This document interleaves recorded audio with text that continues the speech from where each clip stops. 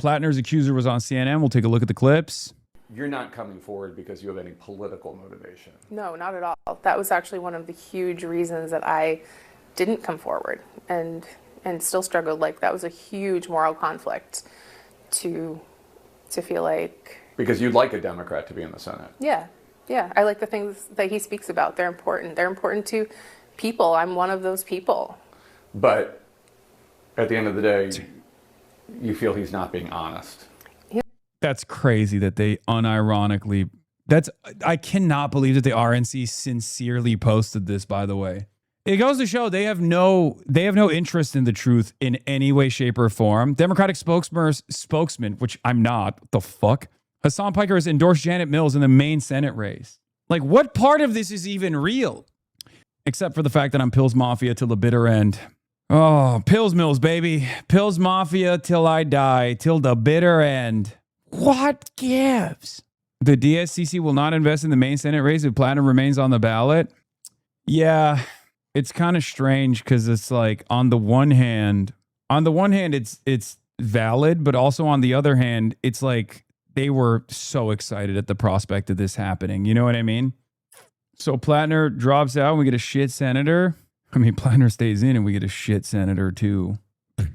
I dream of gaming every night. Every single night I fight for a gaming Gamba Souls-like stream. The Hutch curse remains undefeated. That's crazy. I mean, like, I just don't know. I don't know what to do here. You know what I mean? Like, my conscience is obviously saying, like, it's over, right? But also at the same time, it's like the fucking Republican Party is going to get away with this? Like, how is this possible? How is this fucking possible? Graham Platner can be replaced on the ballot if he withdraws in the next week. If he does, Maine Democrats would face an uncertain 2-week race to choose a replacement. God, we have to push for the Troy Jackson guy, former president of the Maine Senate. Ms. Mills is seen as less likely to be selected. She did not respond to messages. Troy Jackson is DSA, Bernie endorsed. It's got to be him, right? Yeah, why would Platner seek public office knowing reporters are going to be everywhere and this crazy stuff's going to come out? Your buddies from high school, dudes you were with in the war, your exes, reporters are going to be hitting them up, or they're going to be hitting reporters up. You really thought they wouldn't find out that you're a drunk? They can't keep your hands to yourself? Arrogant, stupid fool. Yeah. Lamau, no. Mills is going to get it. Come on. No good outcomes here. Yinzer? I hope not. I got another plan besides Troy Jackson. Miss Rachel? Okay, guys, let's be fucking serious, please.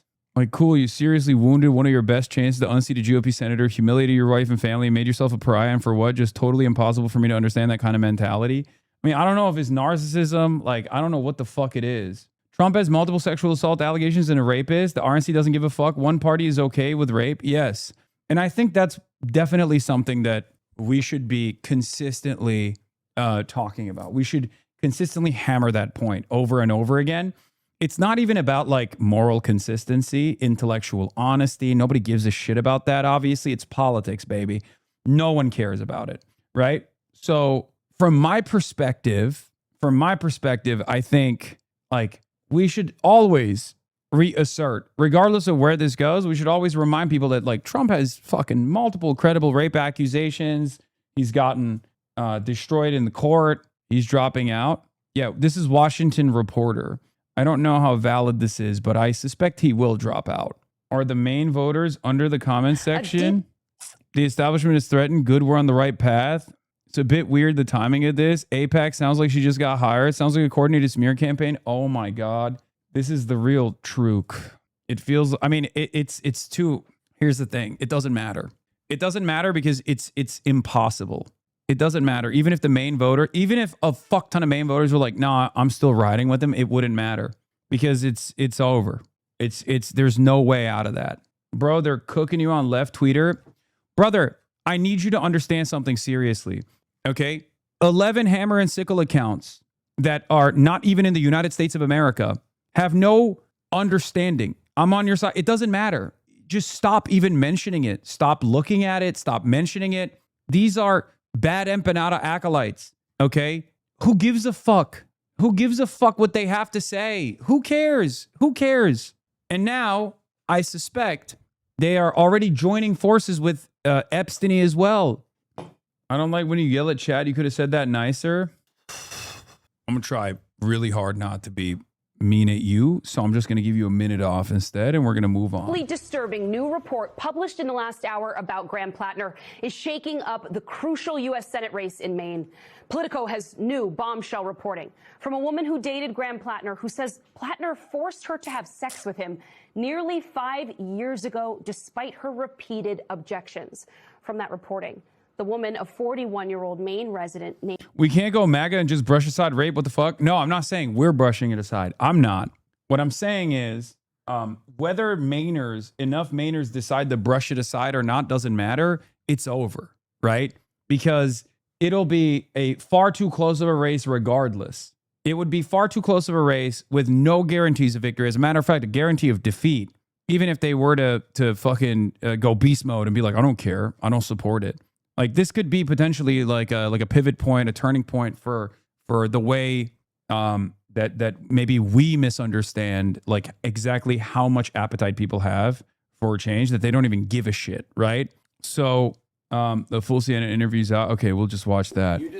So it doesn't, like, even if this is a turning point in the same way that like Candace Owens dropped a fucking bomb on discourse when she came out and was like, Israel killed Charlie Kirk, and then everyone was like, oh my God, that's true. Like, even if this was a similar situation where it turns out Mainers don't give a fuck, it still doesn't matter because there's no shot he would win. Platner is an example of both the failure of the Dem establishment to field a competent candidate and the consequences of progressive populism untethered from an organization like DSA that can responsibly vet and develop cadre candidates over years to run for office. Yeah, it's the truth of all time. It's the truth nuke. The Platner situation is more the result of the Democratic Party trying to clear the field for Mills than anything else. There was such a demand for a progressive anti-Israel campaign that people look past the obvious flaws. Yeah. After one allegation, if that's true, then we can never win. Come on, man. It's not just one fucking baby allegation. It's not like he was, first of all, he had a million allegations, and there wasn't anything that reached the standard of rape until now, and that's one rape allegation, a credible rape allegation. That's beyond the pale. It's totally beyond the pale. I've been saying this since the Nazi tattoo, this is all the fault of those who plucked the jarhead out of thin air and slapped him onto a left populist platform conveyor belt. You want to know the real fucking crazy situation here? I think he's still like, that's his real opinions. You have to remember, just because someone is in agreement with you and sees the world in the same way that you do doesn't mean that they're a good person. Like I don't think his opinions are fake and he's just like playing the role of a left populist. I think that was genuinely him. I think if he didn't have the Blackwater, the Totenkopf, the fucking numerous PTSD related / drunk rape accusations, like, he would be a wonderful fucking candidate. Sorry, but insisting Platner is just a normal guy who accidentally joined Blackwater and does locker room talk or whatever means you have quite a few Hitler particles and you should probably go get that checked out. Fucking Stephen King defending Platner. Yeah, anyway, here, let's look at the Bulwark comment section. Jesus Christ. 50,000 more allegations and scandals that make it the president to be a cult. I guess he should have just gone for Secretary of War. By those standards, Trump should have been in jail 30 years already. I mean, Pete Hegseth is the fucking Secretary of War. Did you by any chance listen to what FD Signifier said about Platner? He said he didn't understand why people like you were giving him so much spotlight and making him the face of the DSA is supposed to be. I never made him the face of the DSA. That's not true. And at most, I've made the faces of the DSA the actual faces of the DSA. That's not true. And I'm sure that that's not what FD Signifier said anyway. Anyway, it's a real knife fight for everyone to have a gotcha moment and I told you so moment. For the fucking ultras, it's like, oh, well, you guys didn't see the real problems here. He was a war criminal baby eater. For the centrist Democrats, they obviously have their own personal opinions about his, his sloppulism, as they would like to call it. It's a sequence of some of the worst people that are going to be gloating. Describe your relationship with Graham Platner as a very good example. Dude, why is this? How come the Forbes videos always have this audio? Of what modern dating is like. Yeah. What do you mean by that? What I mean by that is that, I think there's a lot of situationships. I think people are dating multiple people at the same time, whether that's known or not known by the people involved. So it was just a very common practice is what I viewed it as. And kind of casual. Yeah, very casual. And when did you meet him and how did you meet him? Met him on Bumble, actually, in 2019.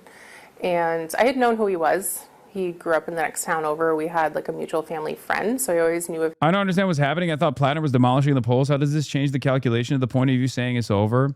Because he's running as a Democrat. If Graham Platner was running as a Republican, it wouldn't matter. No one would give a shit. But he's running as a Democrat, and he's running against a woman too. And there's plenty of older Mainers that are going to hear a credible rape accusation and go, oh, I'm not voting for this fucking guy. Okay? And that's what matters. If he's in the margins, it's over. And that's just from the perspective of cold analysis, not even making a moral judgment about someone who has a credible rape allegation running for office as a Democratic Party defender, as a Bernie crowd, as a left populist, as a progressive. Okay? The reality of the matter is Democrats don't like rapists, whereas Republicans love rapists. It's that simple, simply put. And even if there are plenty of Democratic voters who would say, well, he's my guy because he cares about the things that I care about. He's, I'm still going to vote for him. It's not going to be enough to carry him across the finish line. You know, it feels very fitting that whenever Left FC goes all the way with the macho white man strat, it actually works out for a while. 2022 Fetterman doing great. Platner actually crushing it pre-allegations until it completely explodes and everyone dies forever. You can't be like, oh, damn, we were so close. We just got unlucky, because this is just the kind of stuff that happens when you run these kinds of outsiders. Maine voters will weigh the Trump Epstein against Platner. I'm sure they will stick with Platner. You're wrong. I don't think so. I think enough people in this coalition will drop out. And also the DS, and here's why it'll never work, because the Democratic Party has already dropped its support. I noticed that the DSCC was already not showing Graham Platner even before this allegation. Okay? Do you understand? And without the DSCC, without like the institutional support, you have nothing. If you're going to rely on your progressive activist base, they're not going to fucking want a door knock for you, because now they're door knocking for a rapist. If the DSCC doesn't actually fucking defend him, who does he have? He has no one. Do you understand? If you're an anti-establishment candidate and the forces within the party are not defending you as an anti-establishment candidate, you need to have your populist support. Brother, would love you are centering Platner a lot in this convo. I wonder why I'm doing that. Because we're talking about his fucking Senate run. Who am I supposed to center? I know it's a cool woke 1.0 for you to turn around and be like, well, why don't you center the victim in this conversation, which I have for like the last 3 hours. But at some point, we're going to have to conduct analysis about the fucking race. What do you mean? Go rewind and watch the conversation that took place about the victim if you want to hear that perspective. But at some point, I have to cover a different angle. It's insane. The DSCC will not invest in the Maine Senate race if Platner remains on the ballot. It's a fucking wrap. The DSCC was already looking for any reason to pull the ripcord out, and this is more than enough reason. It's such a valid reason that I'm in agreement with it. You know what I mean? So yeah, it's fucking over. They are pressuring him to drop out so that they can replace it. Hopefully, what? Okay, but you're not offering an immediate substitute solution with progressive policies. Even if you condemn Platner, you're unironically giving permission to his opponents. No, plenty of Dems in the Epstein files, by the way. Wait, what? I don't even know what point you were trying to make, man. I don't get it. His existence, but that was when we actually met. And what'd you think of him? At first, I thought he was great. He's very well spoken. He's intelligent. He's charming. I thought a lot of good things. We had a great first date. It went and flowed really well. He has described himself as self-medicating with alcohol. Yeah. He has described himself that way. Yeah. So I would think maybe that would have reared its head. Yeah, and unfortunately, that's something that I think a lot of people are desensitized to. In general, heavy drinking, and especially out of the relationship that I had just come out of. So it wasn't anything abnormal to me. I remember we were out one night and he was drinking, and that's when he told me that he has PTSD. When the New York Times story came out, you were in it, but you didn't go as far in that story as you are today. Yeah. Why not? I didn't want to. I didn't want to have to violate this huge level of privacy to my own life to be able to infer that this person is not honest and trustworthy. I felt really protective of my own privacy throughout this whole process. And it got to a point where my privacy was no longer going to happen. And that was when I kind of just made the decision that, like, I'm going to say my piece and get it out there. I had tried to give the impression that something, worse happened. And that's when it was like, I refused to comment further. You definitely alluded to a bad night. Yeah. So bad that you never saw him again afterwards. Yeah. But just to underline the point, you're not coming forward because you have any political motivation. No, not at all. That was actually one of the huge reasons that I didn't come forward and still struggled. Like, that was a huge moral conflict to feel like. Because you'd like a Democrat to be in the Senate. Yeah. I like the things that he speaks about. They're important. They're important to people. I'm one of those people. But at the end of the day, you feel he's not being honest. He's not being honest, no. And we should note, this is 2021 we're talking about. It's only 5 years ago. Tell me about that. When was it? It was at the end of 2021. I remember it being shortly after I moved back into my winter home, because that is where it happened. And it was a night where him and I were texting back and forth, and he had taken something that I said as an invitation. And that's not how I meant it, and I quickly clarified. And he sent a message back indicating that he would come over, and I said, no, don't come over. Like, I'm not in the mood, don't come over. And I was more stern with that message. And then I didn't hear back from him. So I thought that meant he got the message or gave up on it or whatnot. And so like half an hour later, I heard a noise outside my door, and then he came in. He just came into my house. It was unlocked. I live in an area where you don't usually have to lock your doors. I do now. So he came in, and I realized, okay, he didn't listen. He's in my home. And yeah, that's actually a crazy take. Things are so bad in the U.S. that she was going to vote for her rapist.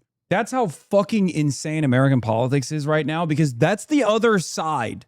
That she literally was like, I probably shouldn't come out about my credible rape accusation and maybe even might vote for my rapist because at least he's not a child rapist like the fucking president allegedly could be. American politics is now a sequence of insane decisions where on the one hand, you're like, well, do I want my rapist in office? Well, maybe he's going to be in support of Medicare for all, and he's anti-Israel. Whereas the other side is also rapists, some of them defenders of child rape. So I guess we got to weigh the options, like which rape is the lesser evil. The lesser evil rape trolley problem. Which, by the way, ironically enough, if he was a fucking centrist establishment Democrat, the very same people that are doing victory laps right now would literally be sincerely telling you to vote for the lesser evil rapist. Just understand, that's the distinction between the left and people like fucking Neera Tanden who work for the Clintons, okay? That's the difference. They did this with Andrew Cuomo. They unironically looked at Zohran Mamdani and said, you got to vote for Andrew Cuomo, the cop rapist. What do you mean? Fast and free buses? Fuck no. He's Muslim. You got to vote for the cop rapist. Liberals will look at you dead in the eye and tell you this is a lesser evil rapist voter and then turn around and act all high and fucking mighty. A certain flavor of Dem moderate couldn't wait even a day before turning this woman's harrowing story of being assaulted by a partner into a cudgel against anyone left of Chris Coons. What does any of this have to do with Michigan? Yeah.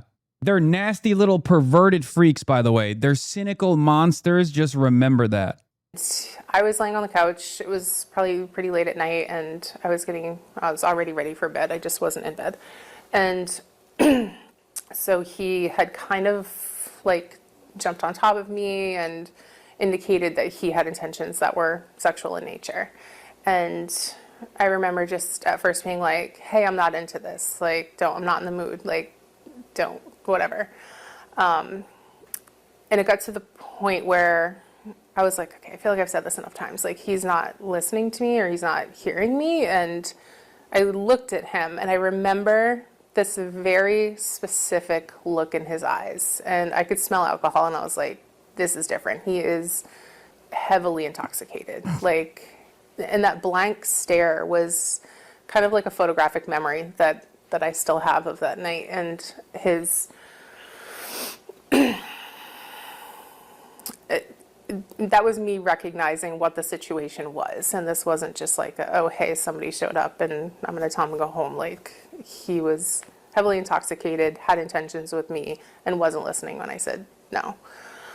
And you were saying, no, don't, over and over. I remember, obviously I've had to recall a lot of this. This is something that I tried for many years to forget. And so small details,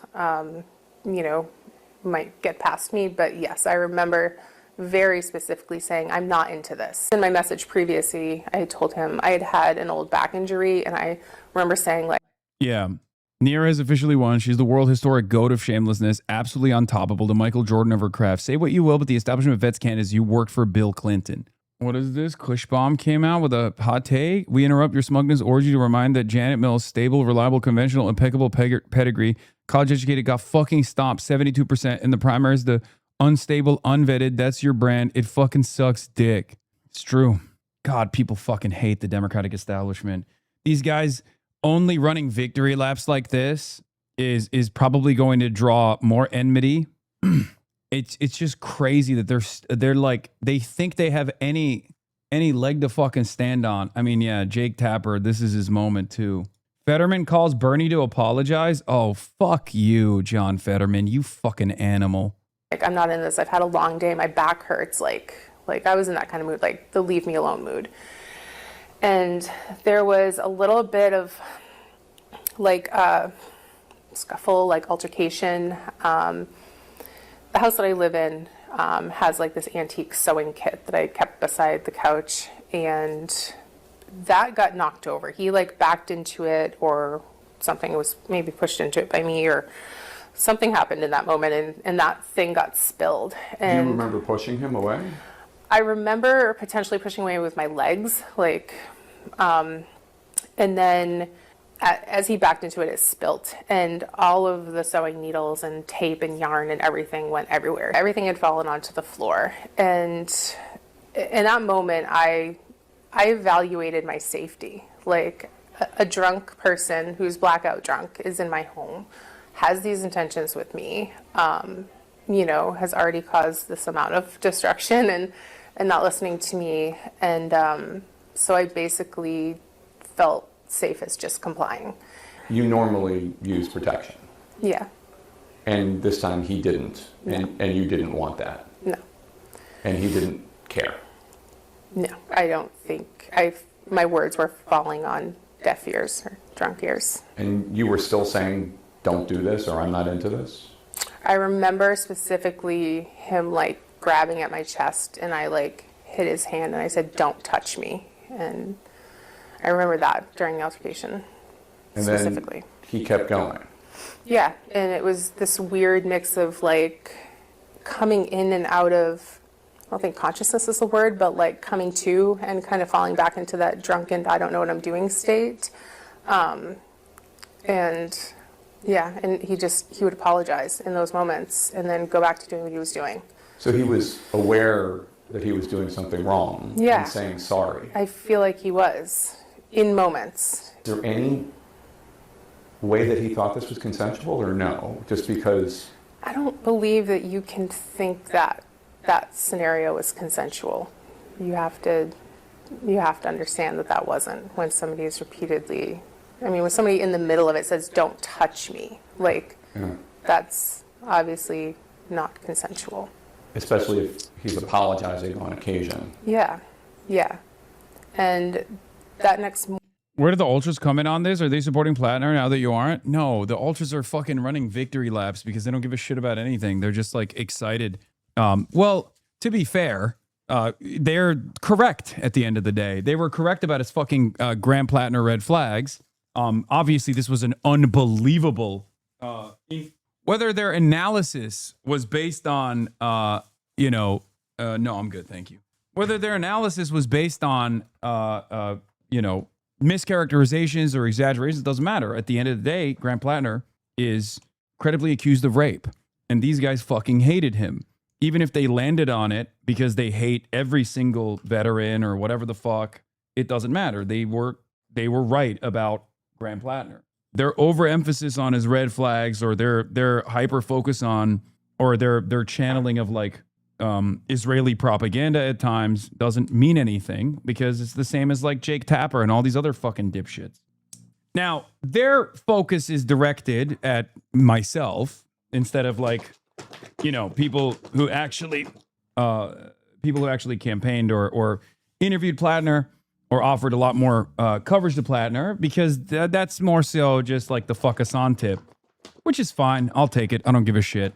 At the end of the day, do I have any issues saying the truth about my assessment?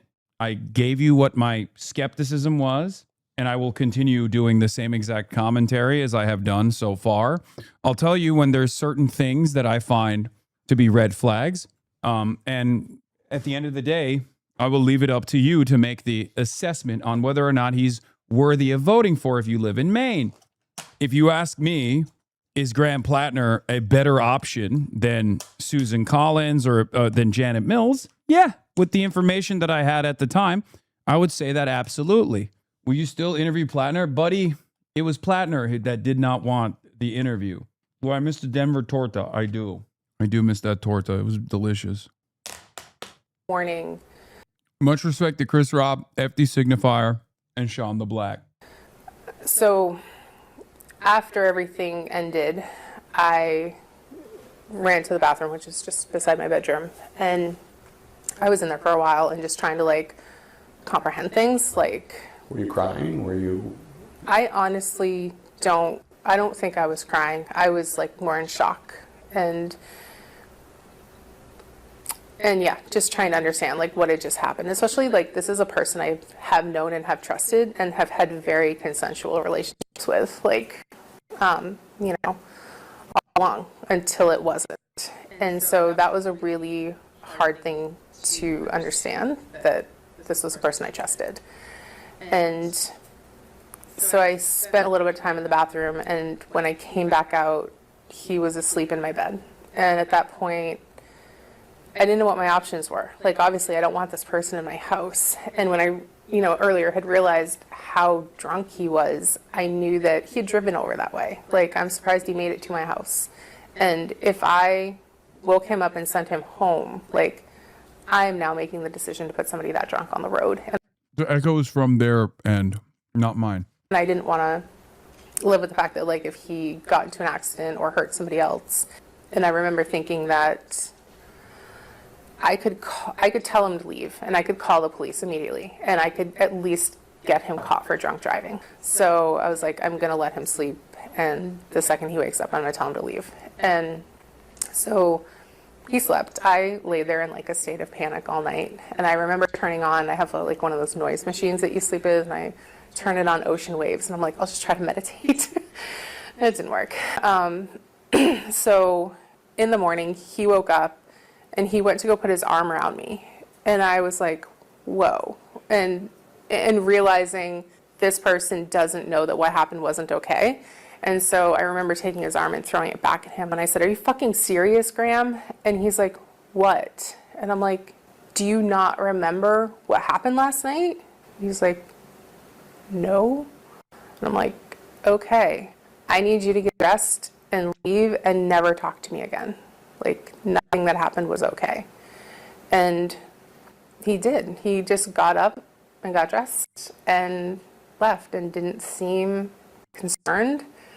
He didn't ask you. He didn't ask me a single question. And I mean, in the moment, I was like not wanting to talk about it anyway, so maybe I felt fine about that in the moment, but like I was still like, how can somebody that you've been in some type of a relationship with for this long tells you to never speak to you again about something that you did, and you didn't even ask what you did.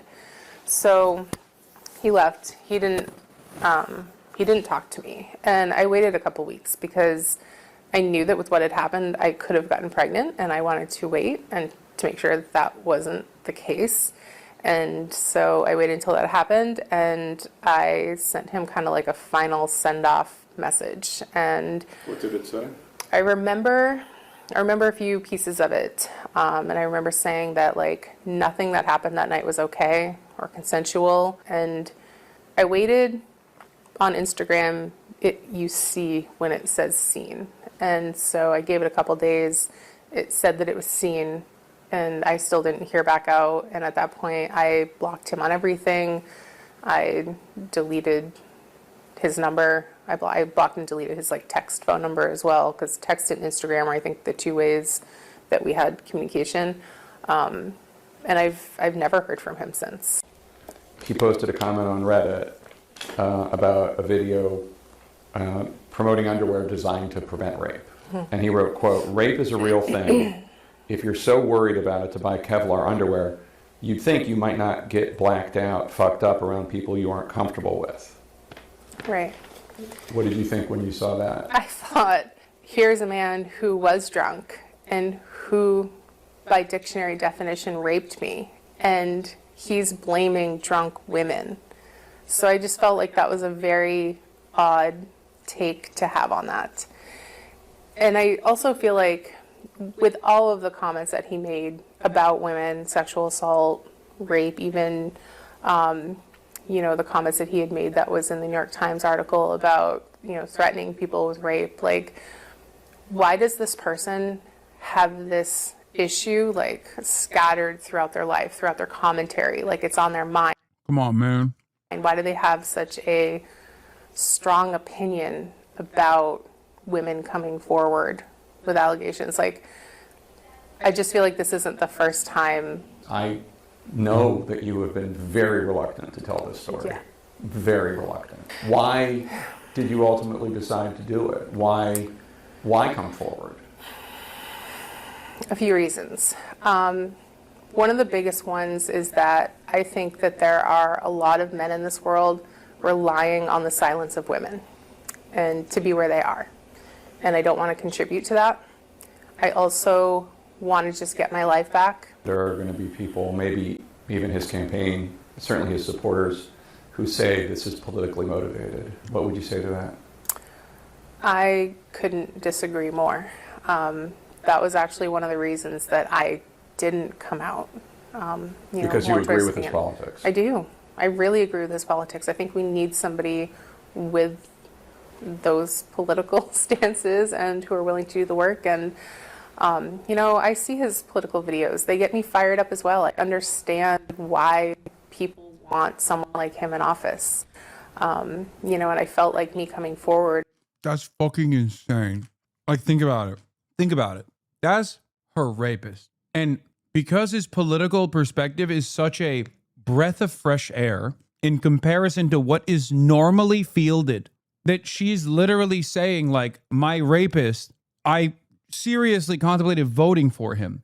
This is what I was saying earlier. It's lesser evil rapist is the choice people are being forced to make now. Would essentially potentially take that away. And I felt really uncomfortable with the responsibility of and the weight of my story and what that might do.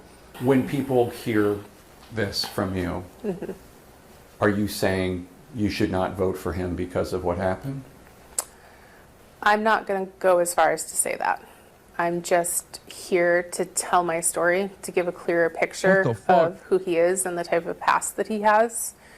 And I just think it's fair to the democratic process to let people know who they're voting for. This has obviously been very difficult for you to talk about for 5 years. And even when you're telling the story, you don't use the word. Yeah. So let me just be, and I apologize, let me be as direct as I can. Did Graham Platner rape you? By definition, yes. Absolutely. Because he had non-consensual sex with you, Yeah. forced himself on you, even after you had told him no and fought him off. Yeah. He violated multiple layers of consent that night by coming into my home when I asked him not to, and by advancing on me when I told him not to, and furthermore, another incident that I had told him not to do. And with protection. Yeah. So, yeah, by the way that my nervous system reacted to this experience, absolutely. There are going to be Democrats who say, I believe you, but I don't care. Yeah. I'm going to vote for him anyway because we need a progressive voice. Jake, oh my God. Brother, a little bit of fucking care and consideration for a rape victim. Holy shit. God damn. Yeah, I get it, man. I get it. Like, this is your moment to be like, fuck this anti-Zionist guy, fuck this guy who's critical of Israel. But shit, Jesus Christ. No tact, dude. No care or consideration to be like, hey, a lot of people are gonna fucking yell at you, by the way, just so you know. I've seen the way you ask sensitive questions to people. It's wild to me that people like Jake are considered journalists while you're not. I mean, it's fucking nuts, dude. Jesus Christ.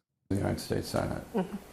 Are you going to be okay with that? Are you going to be able to handle that? I'm not saying it's the right answer or the right response, but No. That's crazy. Oh, I have friends who feel that way. And that's been a hard pill to swallow. And I guess I need to not ask, potentially. Maybe I need to not ask in order to not care what they do. I understand. I understand that the state of our political environment is so much so that we need a lot of change. And he's offering that change. And, you know, I'm not mad at anyone who has voted for him all along. If he wasn't who he was, I would be voting for him as well. And going forward, I don't know what's going to happen. there's something you said that I just want to find out more about. You said he was forcing himself on you. It was getting violent. You were pushing him off. You were kicking him off. Needles and sewing equipment was falling all over. And walk us through the process where you decided that the safest thing you could do was just... Am I being crazy, or is this not very sensitive at all? Like the way he's dealing with this very delicate and very traumatic situation. Am I like, they should have got, I mean, not to be the super woke here, but they probably should have gotten a woman to maybe handle this line of questioning. Even Dana Bash would do a better job than Jake, and she's just as pro-Israel as Jake is. It's kind of it's like unbelievably insensitive the way he's like walking through these questions is not delicate at all. He's like, yeah, a lot of people are still going to vote for this guy. How does that make you feel? Huh? Here are all of the visual graphic details of your worst night ever that took place. I'm going to walk you through it. Again, Platner might not drop because of internal polls. Graham Platner has not made a decision on whether to drop out according to a person. Yeah, those internal polls are going to look like fucking dog water after this media cycle ends. Let him rape you.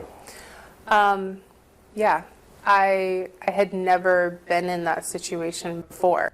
And I remember it being an instant where I had recognized that he wasn't listening to me. It wasn't just that he wasn't hearing me or whatnot. And then I recognized his level of intoxication. And I knew in that moment I wasn't safe. And I don't think I was safe to physically fight back. He's big, he's strong. And I just had to evaluate my safety and come up with the least worst outcome to this situation. And so I felt like complying for my safety was the least worst option. But that's not consenting. No, complying is not consenting. Complying is letting him rape you. Is getting it over with. Oh my God! Oh my God, Jake Tapper! Oh my God! I have never seen a rape victim be interviewed in such a gross manner. What the fuck? Holy shit, dude. This is like this is shit that should be taught in journalism school of what not to do ever. I can't tell if he's like trying to actively get tears out of her or something. Like, I don't... Yeah, with an interview like this, you'd think Jake was a Platner surrogate. Like, the way he's fucking... Like, I know his perspective, right? I know his perspective, so I know that he's not trying to attack her. But the way that he is questioning her literally almost comes across like he is a Platner surrogate trying to attack her. And I assume the reason why he's doing it is because he's clickbaiting so fucking hard. He wants a clip so bad that he's getting immensely more invasive than he should be. And he's framing these questions in the grossest way I've ever heard a male journalist handle the topic of straightforward sexual assault, just straightforward rape. So that he didn't hurt you even more? I don't know what this person is capable of. I don't think anybody does. And even people you know for years and trust, you don't know the depths of what they're capable of. And You were afraid for your safety. yeah, I was afraid for my safety. Beyond, not that rape isn't a horrific thing, but beyond Right. rape. I didn't want to find out how. Yes, he's a combat veteran, man. A drunk combat veteran who broke into her fucking house. Like, what the fuck? I guess he's just trying to get her to say, like, yes, I was scared for my life. But it is actually incredible.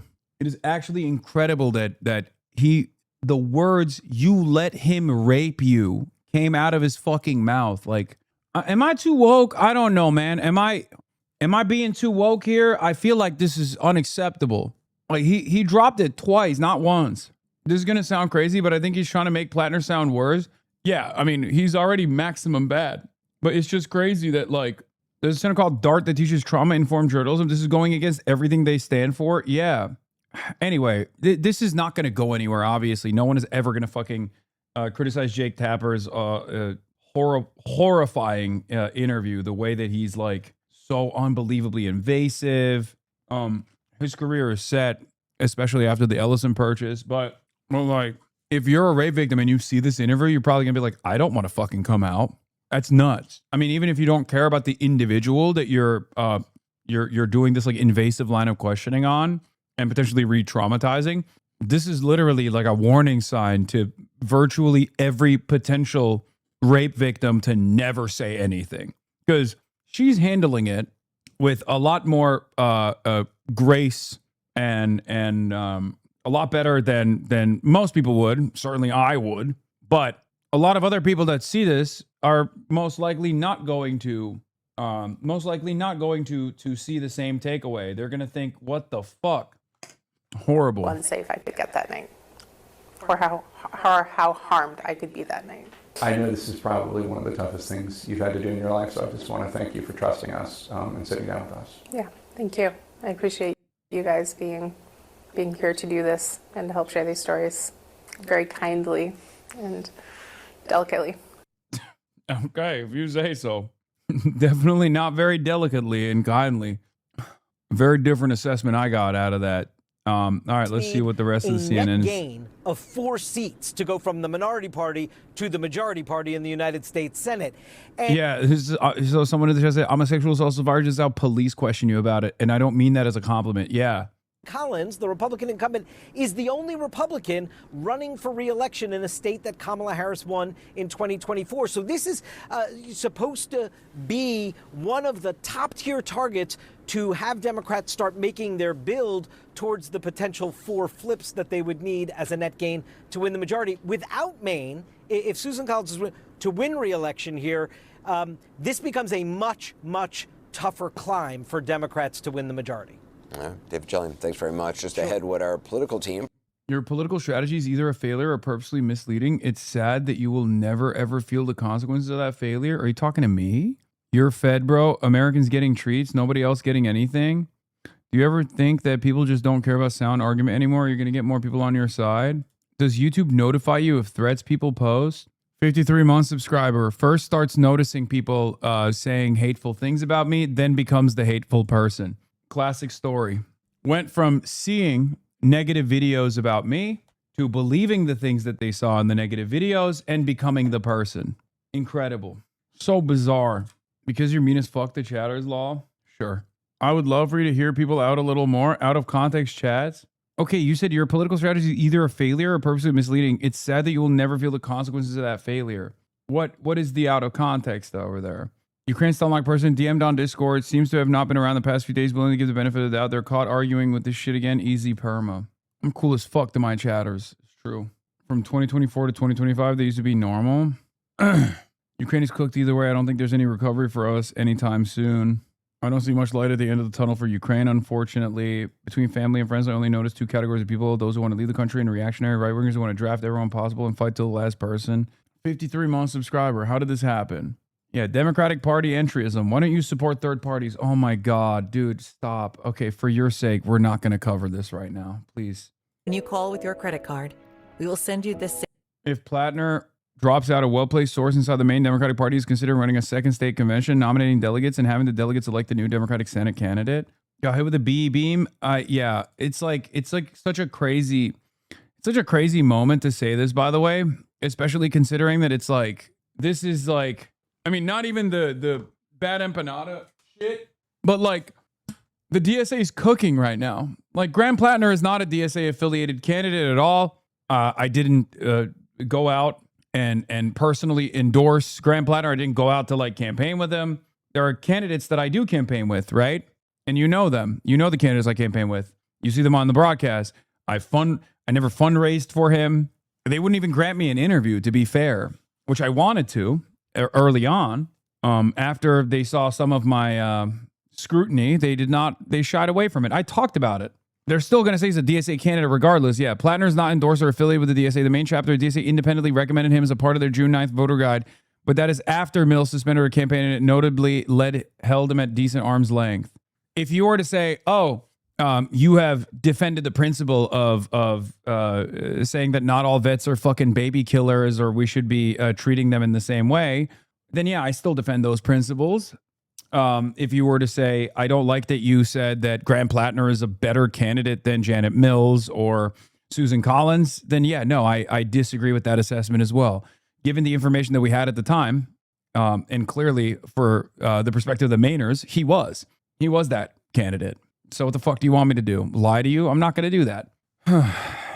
I don't know what Bernie's going to do. I don't know if he's going to rescind his endorsement. I assume he will, but who knows?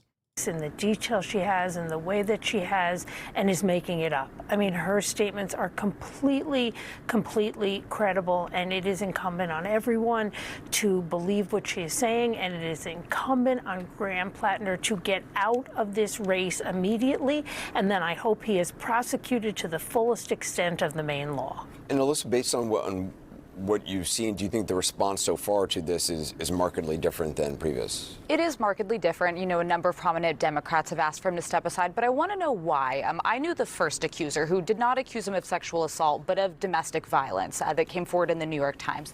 She was a longtime GOP operative. She's somebody I've worked with, but that does not make her allegations any less credible. I don't know why that wasn't the line. I don't know why the Nazi tattoo wasn't. I don't know why demeaning Purple Heart recipients, homophobic slurs, racist and bigoted slurs on his Reddit posts weren't enough. When politics becomes winning at all costs, we end up with the worst people in office. And I think this is what we are running into. Democrats did not do their due diligence in vetting this man. And now their path to the Senate looks significantly bleaker because they went all in on this man. Which people had raised that concern about the vetting. The flip side of it is, you know, if you want candidates who are quote unquote authentic, He went He went to an elite prep school, but kind of masquerades as a working man. Like, this isn't even that authentic of a guy. This is what I think, and I've seen it happen on the right to some degree. This is what happens when the base of a party sometimes takes over the establishment and they want to burn it to the ground.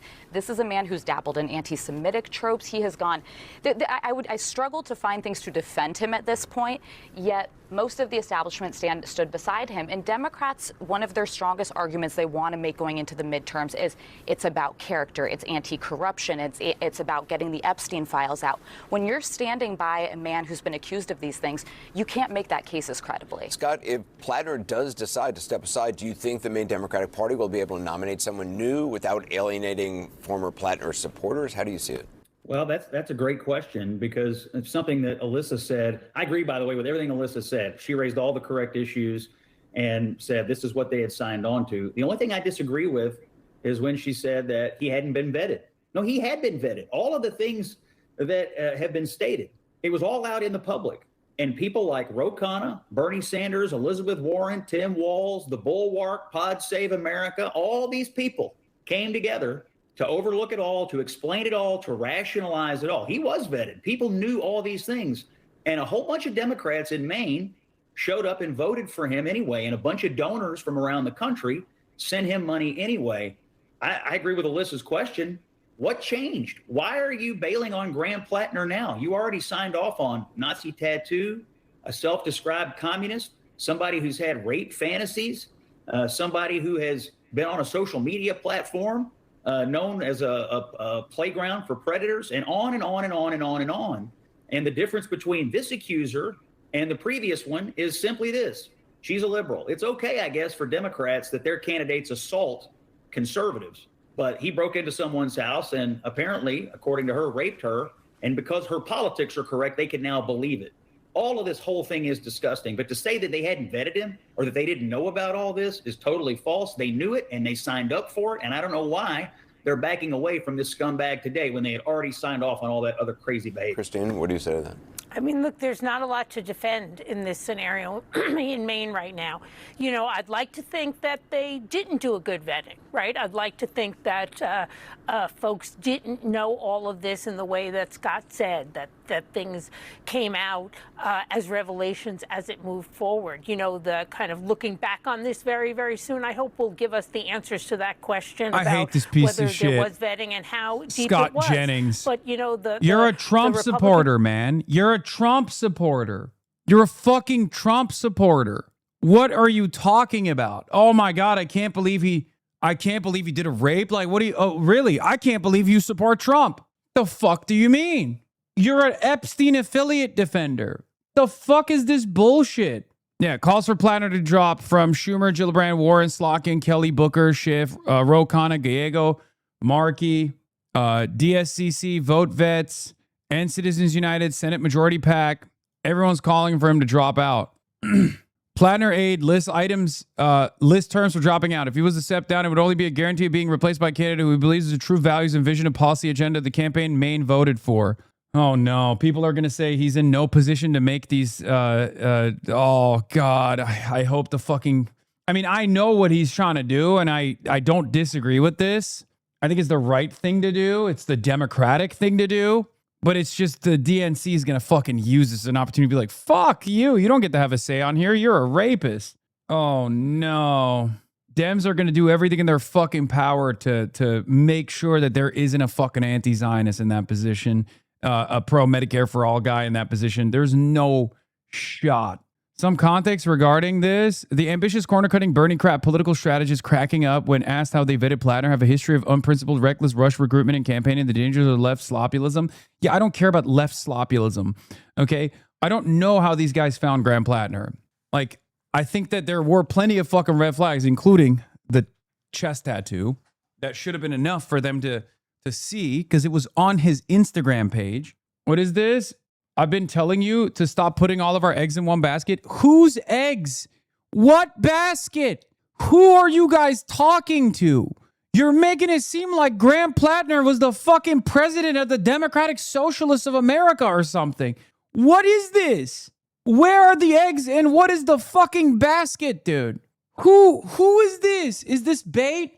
Oh my God, he was literally baiting. He literally was baiting. Hassan, I've been telling you for weeks that it was a bad idea to put all of our eggs in the basket of someone like Platner. Chatters don't even know that even though there are no ads at the top of the hour, they can still subscribe for $5 or for free. God damn it. There are so many blue-collar progressives out there. There was really no need to settle on this guy. Okay, guys, I need you to understand something. You get a fucking combat vet with that background. This is, you know, there's a likelihood that this could happen, okay? Not to say all combat vets are like this, right? But yeah, you get a guy who's not, who hasn't like spent every waking moments at the age of 7 running for president. And yes, of course, I just didn't think it would be this fucking bad. It sucks because yes, Platner's progressivism should not be usurped by establishment Dems handpicking the nominee, but I also think it's a real stain for him to handpick as a replacement. Whoever replaces him should stay away from any association with Platner with a 1,000-foot pole, which is going to be hard while retaining the progressivism. There's something really funny about this, by the way. There's people going like, has Hassan endorsed a communist yet? And it's like, dog, brother, do you think this is now officially going to make the American Communist Party the most viable alternative? At a time when a non-DSA affiliated candidate who's a left populist has been outed as a rapist that has nothing to do with the DSA at all. Like, what does that have to do with what we have been doing? What does that have to do with what we've been doing? Republicans are just going to lie? I know. Kevin McCarthy on Platner allegations. That one thing I know about Republicans is when we had a very bad candidate, we didn't vote for that person. We walked away. Doors open. He was a host on the network you're currently speaking at. Like, what planet are these fucking guys on, dude? Anyone with anything to lose and no incentive to be honest will just quit. That's why the truth matters. It takes forever, apparently. Yeah. Dennis Hastert is the longest running Speaker of the House, and he was a out and about pedophile, prolific pedophile. Like, we can't, the pedo games is not, it only goes in one way. It only goes in one direction, and it's the Republican grand old pedophile party. Get the fuck out of here, dude. Troy Jackson is someone who has spent his life standing up for these progressive values. The movement is about standing for Medicare for all, opposing foreign wars, and getting money out of politics. Wokeism on CNN. This idea that it's far left for us to have some form. Hold on. I'm not in the mood for that right now. Yeah, it's a all pedo rapist admin. It's fucking nuts that they're doing this. Currency, as you probably have heard, President Trump raked in 630. Yeah, and the fucking administration. The administration is so corrupt, so unbelievably fucking corrupt, dude. I hate this shit so much. Ay, ay, ay. DSA posted about it. DSA did not post about it. Socialist News Media did, and I don't know who this campaign or this account belongs to, but you know, the Maine DSA supported Troy Jackson's campaign for governor. If Platner drops out, we have the opportunity to elect the new DSA senator out of nowhere. I mean, he's not wrong. Abdul also weighed in. Yes, he said, credible allegations of sexual assault cannot be ignored. Voters in Maine deserve a choice for U.S. Senate that doesn't force them to make a moral compromise between sexual violence and corporate servitude. Anyway, yeah, calls mom for Platner to end campaign after rape accusation. Graham Platner, a Democratic nominee for Senate for Maine, said he was taking time to reflect on his political path forward as his support was swiftly eroded after a woman accused him of rape. In a video posted on social media, Platner called the account false, even as he acknowledged the threat it posed to his candidacy in a tight race that could determine the control of the Senate in November. Regardless of the inaccuracy of the reporting, but mindful of political reality it will inflict, we are taking the time to reflect on the best path forward. It was not immediately clear whether Mr. Platner intended to continue his campaign against Senator Susan Collins, a Maine Republican. He has until July 13th to withdraw from the race, and if he does, the state Democratic Party has until July 27th to replace him on the ticket, according to Maine state law. The leadership of the state party urged him to where is it? The leadership of the state party urged him to withdraw. Both parties see Maine as a key to battle control of the Senate. The prominent Democrats withdrew their endorsements after the allegations surfaced. Senate Democratic campaign arm, which had opposed Platner in the primary, called for him to quit the race. Graham Platner needs to immediately withdraw. The fact that the source here is even throwing out if he were to step down hypothetical is proof that it is already over and it's just a matter of posturing for the Troy Jackson handoff. Yeah. Any chance it's all fake? No. Dude. In order for this to be a fake allegation, this random lady would have had to have hooked up with a random guy in 2021 and would have literally back-pocketed a false accusation of rape from 2021 against a fucking random oyster fisherman, PTSD having combat veteran, okay, with the hopes of maybe one day, and told her friends at the time, told her therapist, with the hopes that one day that oyster fisherman could fucking run for office, become a nationally prominent campaign that would hold the entire Senate majority in his candidacy, and that she would be like, finally, my time is now. I'm going to reveal this information right before the fucking deadline, right before the deadline to swap out a candidate. That is fucking insane. Like, that's not real. That just doesn't happen. Okay. That's insane. That's an insane world to exist in. Of course, that's not what happened. Lol, I hate to be the proof guy, but damn, you're popping off on allegations with no proof. What do you mean proof? I just gave you the proof. In order for an allegation to be credible, you have to look at conversations that person has potentially had with others in that same time frame. This is a random guy at this point in 2021. Yes, and her therapist. The fuck are you talking about? I like Troy Jackson and would prefer he be the candidate, but there are at least 3 distinct possible weaknesses for him. 1, he's not an outsider who's been in state politics since 2002. Over a decade ago, he was anti-gay marriage and anti-choice when Susan Collins was pro both. He campaigned closely with Platner. I mean, that doesn't mean anything. Yeah, Republicans hate Graham Platner for assaulting an adult. Okay, that's kind of dark, but it's true. It's kind of dark, but it's also true. That's probably the reason why they're so mad. You severely underestimate the pedophilic elite that run your country? No, dude, that's not real. That's not, like, that's impossible. In order for these accusations to be not credible, okay, she would have had to concoct a private correspondence, like whip up a private correspondence with a second person, okay, that she has no evidence for, which, as far as I understand, she does, okay, or that Politico specifically clip-chipped the conversation where she literally says, she literally straight up says he's consensually ambiguous or whatever, right? And there would have been no conversation with her therapist at all back at that point, but only recently did she reveal to her therapist that like this was a real incident or something. It's just like all of the information, consensually careless is what she said.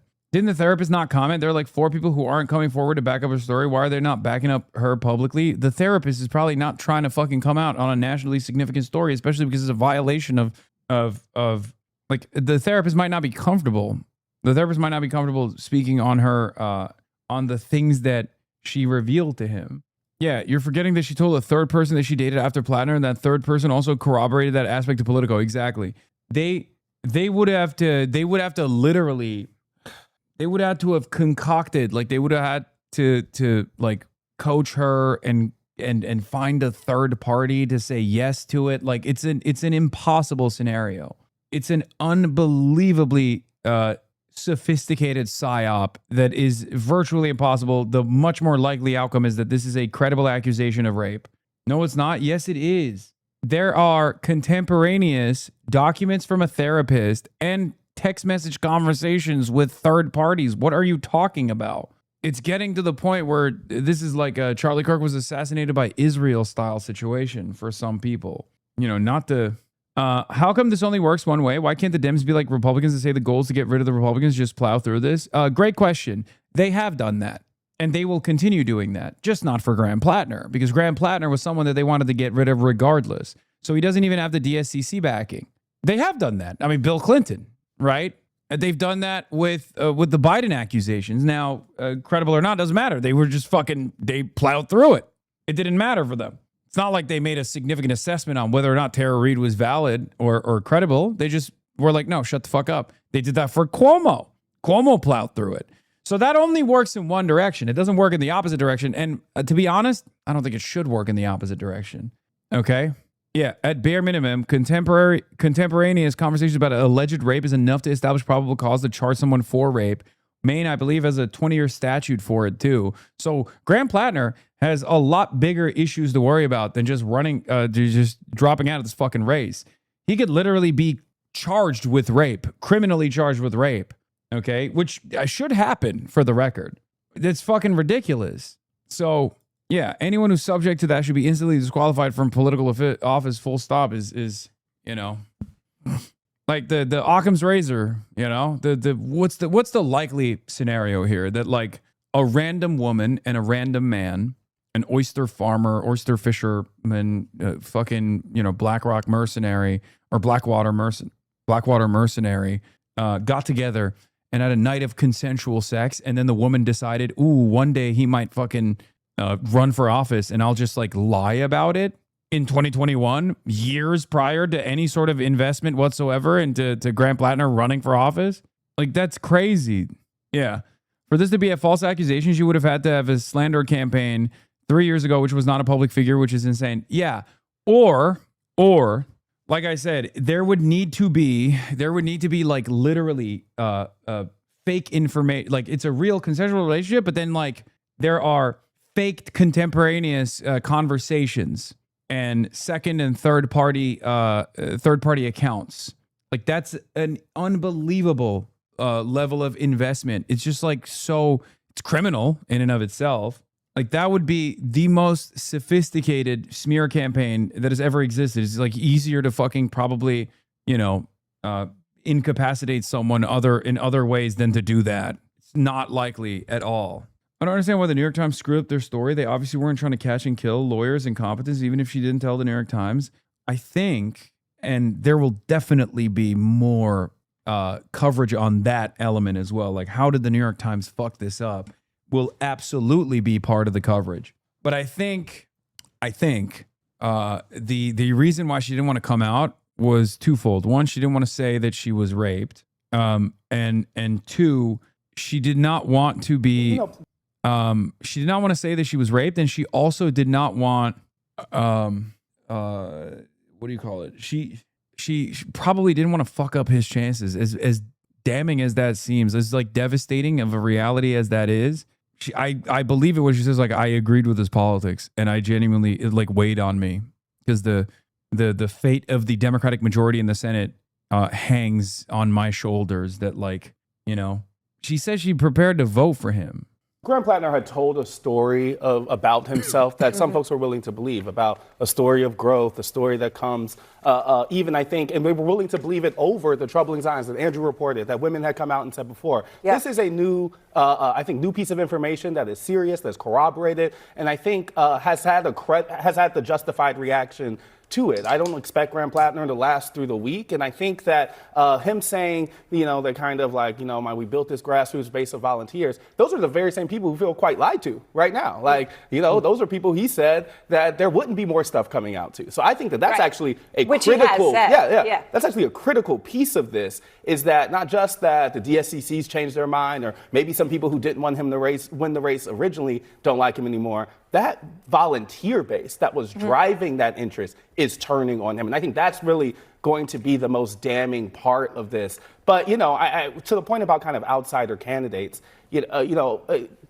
take Zohran Mamdani in New York. That's someone who had been an assembly member, who had gone through some levels of vetting, who is actually, I think, doing fine now because he had thought about a vision of governance. When you kind of pick folks out of nowhere, you risk something like this. World Cup news update, U.S. being beaten by fake country Belgium. People are mad at you for saying the right things now. I swear to God, people stay mad. How do you address those who rightfully are upset that no push to dropout was being made, with even with the knowledge of his Blackwater history and joyful killing of brown people? I don't know how many different ways that I can say this, and I have talked about this before. My own considerations about his Blackwater mercenary status was something that I openly revealed, openly talked about, but it was not relevant in the grand scheme of things in the eyes of Mainers, right? And I kept repeatedly explaining this over and over again. And unfortunately, people just did not care to understand what I was saying. I'm sorry. Our considerations or our concerns, maybe you were a lot more loud about them than I was, because I would still then package that up with he's a far better candidate, even with that background, than Susan Collins, who voted for these wars, and also better than Janet Mills, who was, again, pro-Israel and most likely going to lose to Susan Collins. Like you could have been loud and proud about it, but clearly Mainers did not hear your voice. And my skepticism or scrutiny would not change that reality. And that's why we debated the same old issue 1,000 times over. Do you understand? I hope someone clips this for Twitter, because my God, the amount of people asking about this today, it doesn't matter. Those people are not asking this question because this is a serious, he's an insider media guy. People did care, but nobody reported it. No. Graham Platner is not an insider media guy. What are you talking about? They fucking ate his ass up a million ways to Sunday, even before this credible accusation of rape. I'm telling you right now, no. Americans, by and large, do not consider veterans, especially combat veterans, to be baby killers in the way that a handful of select few anti-imperialists do. Okay? They just see it as more of the same. When they think of Blackwater, they don't think, oh my God, he volunteered to join a private defense contractor that had to change his name a million times because they kept doing war crimes. They think, oh, it's the same old shit. He's just a grunt. He's just a vet. He's an American hero. Okay. That's what Americans think. Now, is this the correct assessment? No, it's not. But your assessment is also not correct, with the exception of Blackwater. If you're automatically assuming that every single veteran is irredeemable, every single veteran is an irredeemable monster, then I will debate you on that issue over and over again, which, again, is where people clip me and then will cry about how I'm defending Graham Platner. That's usually the conversation. On principle, as far as having a blanket assessment that every single veteran is an irredeemable war criminal monster that murdered children, you can't operate like that. That's not a normal way to exist. And that's not how I have been ever in my life. And I will never be that way. And I will never, ever say things like that. Okay? Also, no one is being honest with his military record. I'm also concerned about how it reflects on his judgment and character, but people are talking like he's a perpetrator of torture at Abu Ghraib when he had a patrol in the area for Blackwater. He did embassy security We can be honest while being critical. Yes. The more damning side of that was not what he did for Blackwater. The more damning side of that was the fact that he volunteered to go and work for Blackwater after Blackwater had changed his name 1,000,000 times over. You know what I mean? Most people didn't say most veterans, but come on, dude. You think Bad Empanada doesn't think all veterans? Are you fucking insane? Bad Empanada and his ilk don't even say most veterans. They say all veterans, every single one. Doesn't even matter if they were on like support staff duty. What are you talking about? Let's live in reality, please. Okay? Let's live in fucking reality. That's crazy. The idea that he's a dumbass. Okay, where the fuck do you think most of this shit is coming from? Who do you think is clipping old things? Who do you think is using this moment? Who do you think is using this very moment to do the exact same thing that Epstein does? Okay? Bad Empanada doesn't like Adam Hamawi. Okay? Adam Hamawi risked his life to save the children of Gaza. What the fuck has Bad Empanada ever done in his goddamn life other than chirp? Get the fuck out of here. His own audience and the dumbasses in his community literally think they don't know any better. They think like, oh, they sincerely ask me, how many anti-Zionists have actually signed off on an arms embargo to Israel? I was like, every single person, as a matter of fact. Every single person that I've actually campaigned with have done that. But you wouldn't know that because Bad Empanada doesn't give a shit about the fucking truth. In his world, I hand-selected Graham Platner because I loved that he was in Blackwater. That's it. My assessment on this has always been consistent, okay? My attitude on this is that everyone is a victim of their social conditioning. Everyone is a victim of their material realities to a certain degree. If you grow up in America, hopped up on American exceptionalist fumes, and the attitude overall, no matter how incorrect, is that you join the military to fucking save people's lives, whatever the fuck, okay? Then most people don't have the same assessment as you do, so they get duped into believing that they're actually going to go and find an adventure for themselves. And a lot of people in that process either become bloodthirsty monsters or they are horrified by the actions that they see around them and get the fuck out of the military and become lifelong advocates against American imperialism. Okay? If you don't give people the opportunity to, reconsider their perspective and you just assume that everyone has to start with the same starting point that you started off as, then it's delusional. You're never going to be able to fucking build a massive enough coalition. How is Hassan more down to earth than Chatters? Because I've lived an actual fucking life. I didn't just like spawn as an 18-year-old content creator. Troy Jackson says, there's no place in our politics for sexual violence, not in our party, not in any party. Graham Platner must withdraw from this race today. This is not what we stand for, not as Democrats, not as Mainers, not as human beings. For too long, women who survive sexual violence have been told to stay quiet, to protect the men who hurt them, to think about the campaign, the party, the cause. We cannot ask women who trust us with their futures while looking the other way when one of our own hurts them. That's the end there. I believe Jenny Rasico. Yeah. Two things can be true at the same time, by the way. If Graham Platner was a fucking ultra-Zionist, this story would have been caught and killed. Okay?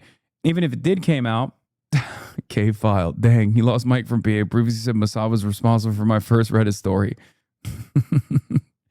For the record, I believe the story to be 100% true, but do you think this will heighten the contradictions because our president was literally found liable for sexual assault and the media has let it go along with numerous other Republicans and Democrats? For some people, yes. For most people that we focus on here in our little bubble, the commentariat, the Democratic Party consultants and whatnot, no, they just are using this as a great opportunity to the great opportunity to rip on the left populist flank, DSA, and numerous other people. They're fucking yelling at Abdul El-Sayed already. Reporting on Troy for Senate. Just got off the phone with former state Senate President, gubernatorial candidate Troy Jackson, a strong ally of Platner's with some of the same labor support that helped Platner's rise. Call sexual assault allegation very serious. If Platner steps aside, he is very, very interested. This is a very serious allegation, but I haven't talked to Graham, he said. This is something I've never considered. But if Graham's stepping away, I am very, very interested, and I think I'm the best person to replace him. Jackson said he'd received dozens of calls and messages of support, which began while he was fishing with his father earlier this afternoon. Said he received 6 more messages over the course of our 3-minute phone call. This is very fast moving. He said, never seen anything like it. What if Platner ran on no more guilty than the president? Come on, man. I do wonder if there will be some Platner dead enders. The commentary and political Twitter response has been overwhelmingly pro-dropout, but his Instagram and Facebook comments, which are much more normie, are still backing him. No, that's precisely the reason why it has to be a left populist that replaces him. Okay? That's precisely the reason why. Okay? Because if it's not like Graham Platner style candidate without the fucking red flags and the rape allegation, people are going to be like, fuck no, I'm not voting for anybody. It's over. And I need Democrats to understand that. A lot of people in Maine loved Graham Platner for that reason. Not because he was a Blackwater mercenary, not because he was a fucking soldier, not because of any of that shit. They loved what he represented. So you need to absolutely captivate the same populist energy, okay? And if you don't, if you think this is your opportunity, Democrats, to put forward Pills Mafia, Janet Mills, who is the fucking governor of the state, and she lost by insane margins to Graham Platner and had to drop out already in this primary. If you think that this is an opportunity to fucking slam in a cookie cutter neoliberal or even someone who is a moderately progressive candidate, you are wrong. We will lose the Senate majority. So either you're hopefully planning on losing Maine and moving on to the rest of the map, which is impossible, okay? No Pinos, no Dinos. You have to go with a real left populist. A real left populist, or we're going to fucking lose this race and we're going to lose the majority, okay? You got to have someone who is as anti-Israel as Platner is. You got to have someone who's pro-Medicare for all, Bernie back. That's why Troy Jackson seems like a perfect substitute, because here's the situation. This is not a they go low, we go lower type situation. No, it's not. Listen to me. The Senate majority is profoundly important, okay? It's profoundly important to make sure that there is some semblance, a crumb of accountability, a gumming up of the works of the Trump administration's bouldering towards fascism, okay? It's unbelievably important. And you have to unseat Susan Collins. Susan Collins is a very weak candidate. This is the weakest she's ever been. She's Teflon Don every other cycle. Right now, this is the weakest she's ever been, okay? There are going to be a lot of fucking people. There are going to be a lot of people out there who, judging by the Facebook comments, judging by the Instagram comments, not the Twitter ones, where we're all in line because all the fucking annoying bicoastal libs, myself included, are on Twitter.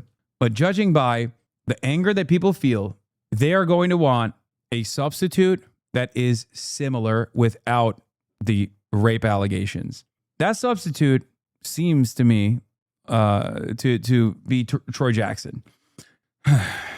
If the DNC tries to put a hand-selected candidate from Chuck Schumer after the unbelievable victory that they received, the whopping that they got from Graham Platner, in spite of his fucking red flags, I'm telling you right now, there will be a lot of people that go, fuck this, I'm out. They are not going to make this calculation that you're making. They're not going to make this calculation that I'm making. Harm reduction narratives are not going to work to carry a hand-selected establishment Democrat across the finish line. There is far too much populist rage in Maine. So much so that they straight up voted for Graham Platner, regardless of the red flags ahead of time, okay? And they voted in large numbers. I am very worried. Anyway, this is Kamala 2.0 in Maine that has to be avoided. Yeah. Do you think the allegation is already depressed voter turnout that people might not vote for Troy Jackson? Troy Jackson is the best substitute. It's not even a guarantee then. Here's Troy Jackson's candidacy for governor. To the stage, the next governor of the state of Maine, Troy Jackson. I'll be all around in the dark. I'll be everywhere, wherever you look. Wherever there's a fight, so hungry people can eat, I'll be there. Wherever there's a cop beating up a guy, I'll be there. I'll be in the way guys yell when they're mad. And I'll be in the way kids laugh when they're hungry and they know supper's ready. And when our folks eat the stuff they raise and live in the houses they build, I'll be there. We can't afford to wait any longer. Our time is now.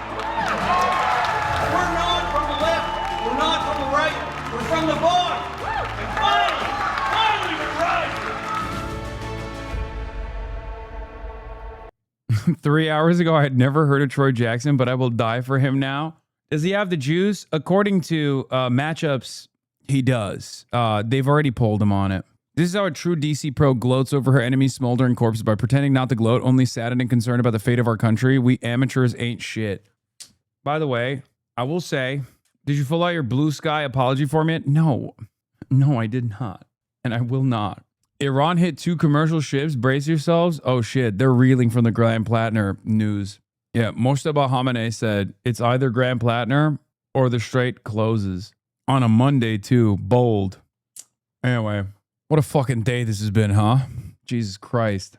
Yeah, Mitch McConnell is likely dead, or at least brain dead, according to some reports. The Ayatollah, the Ayatollah is famously rooting for Iraq war vets. Man, we're joking.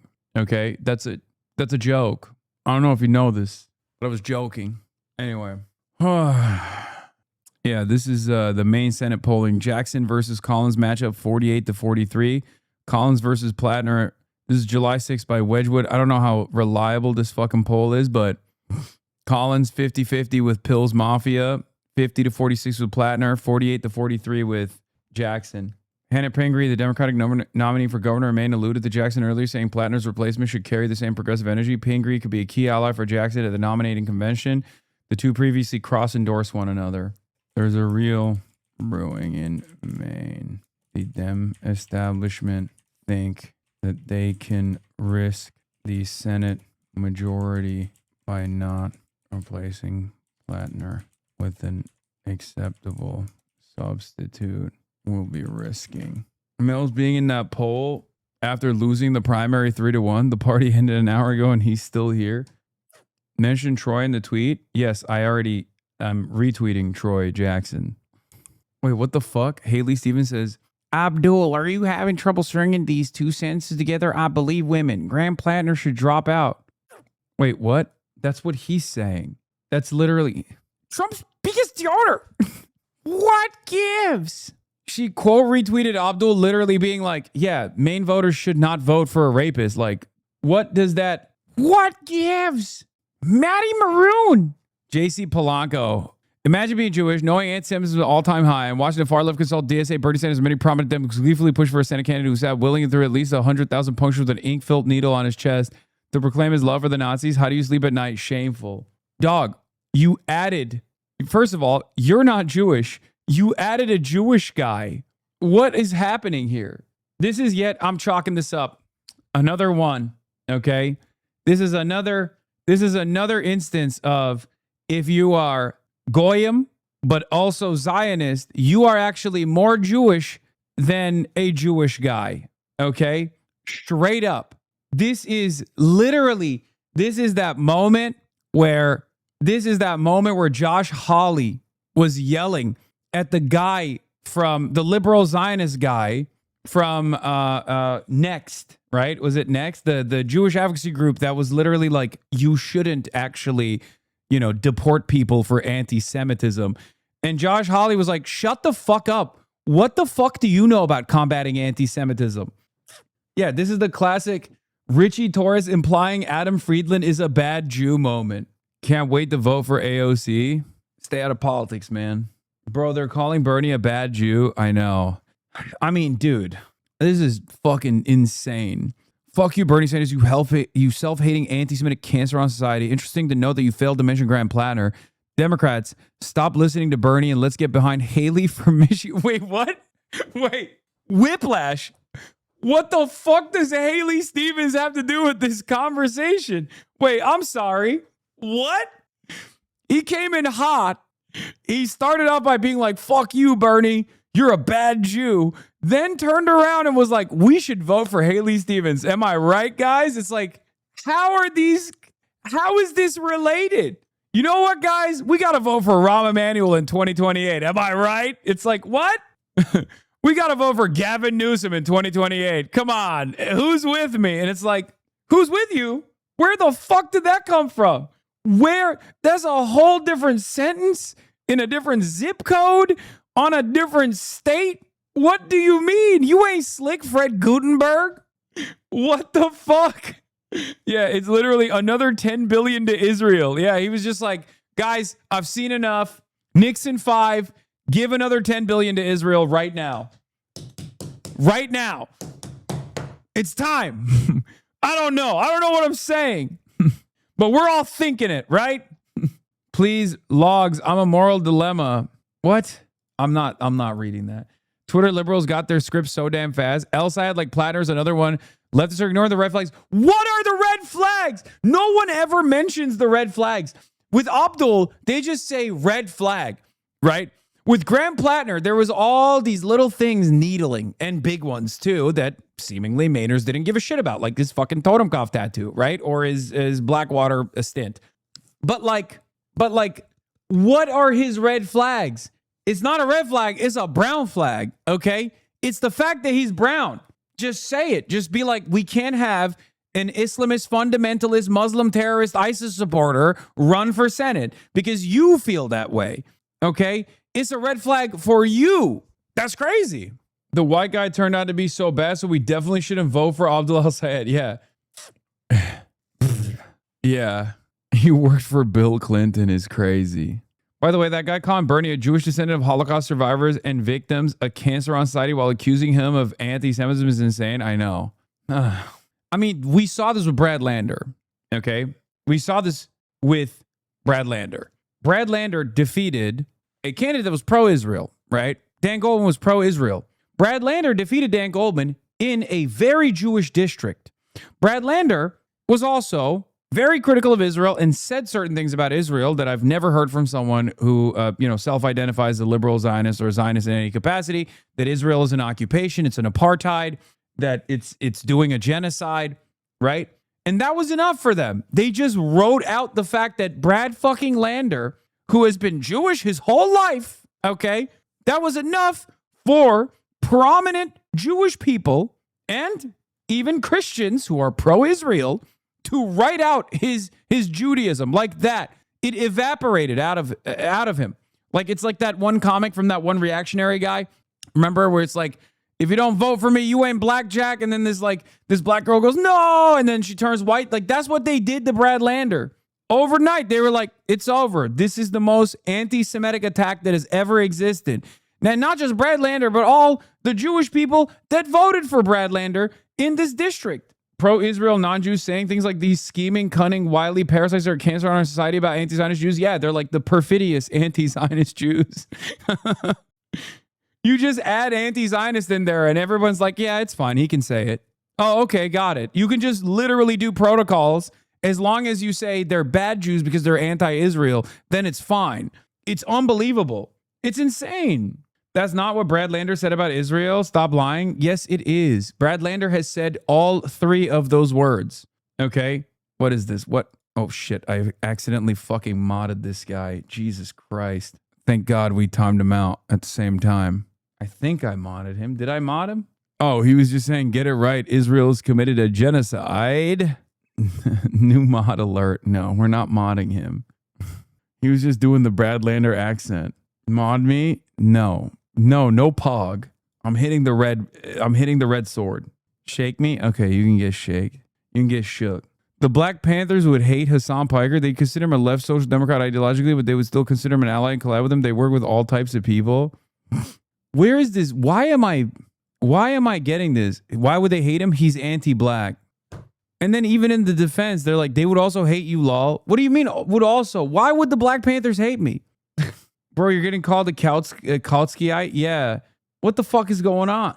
This is a good time to say I told you so about Platner. If you don't have solidarity with us in the global south, you will keep getting let down by politicians. Yeah. Graham Platner being outed as a rapist is because he wasn't. What's so funny? Come on, man. Is this a bit? No, it's not. It's real. This is a real take from people. It's just the truth. It speaks of his character to kill brown children in our neighborhoods. In other news, Larkin outperforms Moskowitz in his poll. This is terrible. Jared Moskowitz's poll shows the risk of running a pro-ICE, pro-Israel, pro-Doge corporate Democrat versus the GOP. Moskowitz's own poll has him +1 over Moratis. We're +9. He's 10, +10 over Singer. We're +12. Haven't you always been in the critical support camp? Yes. But those guys don't like it when I say critical. Those guys don't think I'm sufficient in my critical support for actual anti-imperialist causes. They feel like it's insufficient. And when I say critical support, or not even critical support necessarily, but just like telling you exactly how it is, who's better in the bourgeois democratic election, okay? Like, who's better, Graham Platner or fucking Janet Mills, or Graham Platner or Susan Collins? That's enough. That's enough for them to be like, you love him. You've loved him your whole life. You've said he's the best person that's ever run for office, which is true. I have said that. That's what I've said. And I've also said he's the president of the DSA. I do like Daria Liza and some other candidates you pushed for, but you were yelling at us for hours for attacking him. Yes, of course I was. Because the extent did not begin and end at Graham Platner has a lot of red flags and yet Mainers are still voting for him, or that he is obviously a better alternative to fucking ultra-Zionists like Susan Collins or fucking Janet Mills.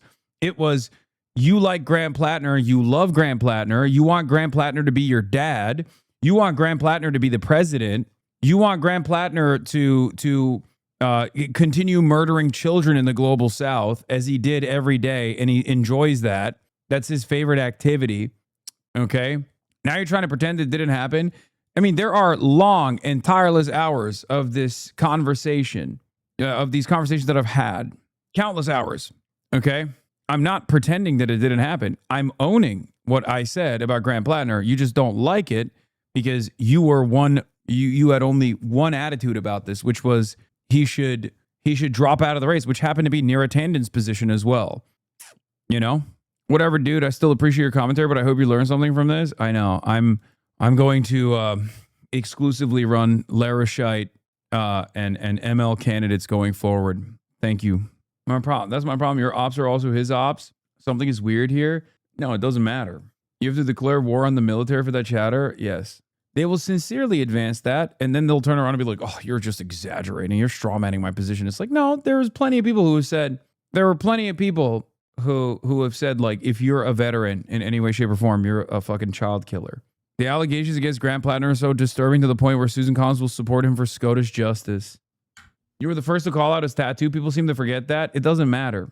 Hey, Hassan, do you think this just proves to walk like a chud, think like a woke? Maybe if it looks like a chud, it's a chud, even if it thinks like a woke. What do you think? No. The major difference here is someone's experience in the military, for me, for my assessment, does not disqualify them. Depends on who they are as a person now. Okay? Someone doing rape, on the other hand, does disqualify them. Okay? That's it. Unless there were also credible allegations that he had conducted himself a certain way. Not like fucking him posturing on Reddit or whatever. Like, if there were any accusations of the sort of his service, his experience in service, just like the accusations that we've seen that are credible today of him doing a rape, that would be disqualifying. That's it. How would there be accusations that victims are as dead as a part of the military? I mean, it's a ridiculous question. I'm not talking about like the victims of imperialism that are going to rise from the dead.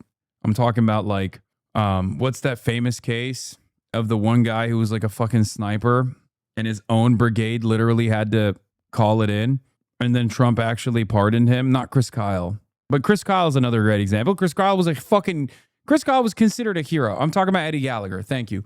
But Chris Kyle was seen as a hero, but many people knew the extent of his inhumanity in service. As a matter of fact, ironically enough, you know who also fucking called him out? Motherfucking Graham Platner. Probably not the best time to mention this. People will be mad at you. People will be mad you didn't any positive coverage of Platner at this point, and anger at a rapist almost getting power is valid, but hoisting all the blame onto you when you demonstrably kept him at arm's length is disingenuous. You didn't ban Platner skeptics or call them crazy. You banned troop exploders. Yes, I did ban a good deal of troop exploders because that's, again, a position that I do not take, and I think it's fucking ridiculous. I disagree with it on moral grounds, and I also disagree with it in general. And you can't say that that makes me insufficient in my anti-imperialism or my critical support for anti-imperialist groups, especially considering that there is not a single other person in mainstream media that is unironically defending any kind of resistance movement, any kind. Ronald Brownstein and Bloomberg take on Platner. The far left activists who recruited Platner were so determined to find a blue-collar outsider that by their own admission, they performed only the most rudimentary due diligence on potential problems in the background. Platner's national backers became too focused on proving that their model of how to win elections, blast force economic populism delivered by outsiders, was the right path. They forgot that they were asking voters to endorse not a theory, but an actual human being. Schumer and DSCC failed by clearing the field for Governor Janet Mills. On paper, she had strengths. In practice, she was a dismal candidate. By propping up Mills, the Democratic establishment precluded the emergence of any organic alternative to Platner. Platner deserves plenty to blame, too, for repeatedly assuring supporters that no more damaging... It's weirdly a fucking good take from Ronald Brownstein. I mean, it's 100%. I mean, the far left activists who recruited Platner is a little bit aggressive, but yes, it's clear that there wasn't due diligence. I mean, what are we talking about? It was clear from the jump when the fucking Totenkopf tattoo came out. This is random, but I just saw it. This is Bernie's most recent post, and it was posted 5 minutes after Graham's response video was posted on Twitter. Uh-oh. Do you think Bernie really loves Graham Platner or something? Like, what the fuck's going on? I mean, he saw a lot of Joe Biden and Graham Platner. He don't got internet. He don't got internet. Not everyone has a racism PhD. I mean, first of all, you should have a racism PhD if you're vetting a candidate. It seems possible that background checks would not have cleared this. No, I'm not talking about that. I'm talking about the tattoo. That is a fucking blaring alarm. That's a crisis. It's not like he didn't post it. He posted it on his Instagram. Whether he thinks that wasn't a fucking Nazi tattoo or not doesn't matter. Anyone, if I had seen a photo of him shirtless and someone were to come to me and be like, hey, can you look at this guy's Instagram profile? And I happen to scroll past it, I'd be like, what the fuck are you guys doing? The tattoo proved that they didn't do sufficient background. Bro, just have a nuanced opinion? Wait, what do you mean? On what? There's definitely levels to his history in the military, though, don't you think? I have two opinions on this. My own personal opinion and my opinion as an analyst, okay? If you are asking me my own personal opinion, I don't think across the board any veteran is irredeemable, if that's the question. But if the question is 4 tours and Blackwater, yes, that is a glaringly obvious red flag, as I have brought up before. But if you're asking me my position as an analyst, as a commentator, as someone who understands the average American, or at least tries to understand the median voter's mindset, I have repeatedly explained to you over and over again that the troop exploder stuff is just like poison, regardless. Okay, it's completely unacceptable. But besides that, most people don't give a shit that he was a machine gunner. Most people do not give a shit that he was even in Blackwater. And they proved that they didn't give a shit about that. It turns out they went beyond not giving a shit, even by my estimations, because I thought the Nazi tattoo would be, a fairly large red flag from the perspective of the average voter. They didn't care at all. Try to have a nuanced position level impossible. Is this not a nuanced position? Isn't his wife's family Jewish? Yes. But again, what his wife's Jewish family saw when they saw the tattoo versus what a vetter would see when they saw the tattoo are two entirely different realities. The only point I'm making is that is such a whopping and alarming red flag. I'm actually shocked that he actually withstood that. Yeah, vetting wasn't the issue here. It's almost the opposite. Finding these kind of outsider candidates a deliberately high-risk pursuit because, as Dan Moraff told the Journal, they weren't raised in a vat to become elected officials. I agree, but vetting still was the issue here. I don't know why people don't see what I'm seeing or don't understand what I'm saying, okay? It doesn't matter if none of you guys knew. Clearly, there were plenty of people who didn't know what a Totenkopf tattoo is. I'm not one of those people, but the reason why I'm saying that is because the person who's supposed to be vetting this person is supposed to be that person, is supposed to be a guy who knows those things. That's it. That's my point. Would you support a former IDF gringo soldier that participated in the Gaza genocide to run for office in the U.S. as long as they had the same policies as Platner? Great question. No, because in order for them to have the same policies as Platner, they would have to be literally anti-Israel. And there is no guy who participated in the Gaza genocide that are anti-Israel, that say it's an occupation, that say it's an apartheid, that want to embargo Israel. Okay? That's insane. That's an absurd hypothetical. And that's the reason. But if he reformed, yeah, in fucking 25 years, maybe. In 25 years, perhaps, that would mean a lot of atonement, don't you think? Again, stupid question. Especially because I have had IDF veterans who are anti-Zionist on this fucking broadcast. I've interviewed them. I've relied on their work. Okay. Some of the most important. See, look, you're moving the goalpost. Okay. You're moving the fucking goalpost. You asked me a question about IDF veterans, and I'm going to give you an answer about IDF veterans. Okay. Some of the most important work that has come out of the Israeli new historians were conducted by IDF veterans, former IDF veterans, okay, who are prominent anti-Zionists. I know you don't care, but if you're testing my consistency here, I've always been consistent on this position. Avi Shleim served in the IDF, is a prominent anti-Zionist, and one of the Israeli new historians, okay? His work was very important in uncovering the synagogue bombings that took place in Iraq. Ilan Pappé, foremost anti-Zionist Israeli academic. He also served in the IDF. Ofer Kasif served in the IDF, became a conscientious objector, is in the Israeli Knesset. Ofer Kasif is also an anti-Zionist. Okay? So no, my position on this is like, oh, if you've served in the IDF or you've served in the American military, you're an irredeemable monster. Gideon Levy, another anti-Zionist who also served in the IDF. Okay? I don't have the idea that like all IDF veterans or all American veterans are irredeemable monsters are fucking ridiculous. Okay? No one is irredeemable. So killing Palestinians is bad, but serving 4 tours and murdering Iraqis is fine. Okay. Now I am beginning to believe that a lot of you guys are actually not American because you can't grasp the English language, I think. Maybe you are not American after all. I used to believe that half of these people were from like Iowa. They were like Iowa Maoist third worlders LARPing. But now I sincerely believe that English might be your second language because you were refusing to hear the words that are coming out of my mouth. Okay? That's a whole different sentence that you just came up with. And then this is how we go down the spiral of Hassan defends Graham Platner for hours because the conversation does not stay with Graham Platner. It turns into why don't you think all troops are baby exploiters and child murderers who are rapacious monsters that are bloodthirsty and irredeemable? Yes, on principle, I will never fucking have that attitude. There are plenty of veterans in this community and plenty of anti-war veterans in this community, anti-imperialist veterans in this community, and I welcome them here. And this is a place where they can feel safe. I don't give a shit if you turn around and say that's unacceptable. This is a consistently held, principled position that I've had from day one. Okay? I care not about what you have done. I care about how you atone for what you have done. Who you are now matters to me most. I love you, Hassan. I don't think all vets are evil, but this dude was us from the jump. I mean, yes, there was a lot of red flags. I agree. Number. What the fuck?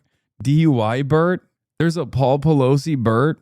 There's a real truth here. As the left grows into power, it does have to shed the ragtag YOLO mentality that led to Platner, but this is a wild thing to say when the single most politically impactful scandal of the 21st century came from an establishment Dem and created Trump.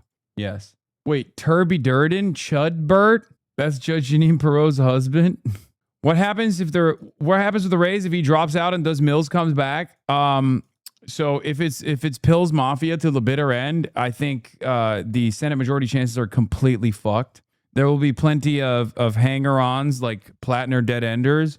There will probably be. I'm trying to get you guys to be comfortable with this, but if there isn't like an exchange of power, okay, if there isn't an exchange like a handoff from Platner, given the momentum that he had, our perspective on Platner aside, right? If there isn't an actual like exchange of power between Platner and whoever comes next, whoever can carry that fucking populist rage and that populist momentum, it's over. Okay? You have to find literally an identical candidate that doesn't have rape allegations, credible rape allegations. Lucky for us, there is a candidate that is very similar.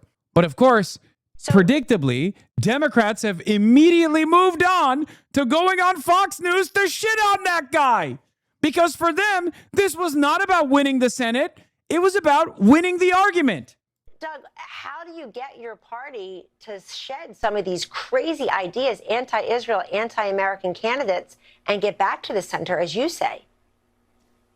I think the best way is the Democratic Executive Committee has a procedure, assuming Platner steps down by July 13th, in those 2 weeks, to have a debate across the state of Maine with robust candidate forums and hopefully pick someone, as you mentioned, like Janet Mills or like Jared Golden, the congressman, or Nirav Shah, who ran unsuccessfully for governor. So we have somebody in a general election with a big turnout who has a chance to compete fairly. We are for democracy.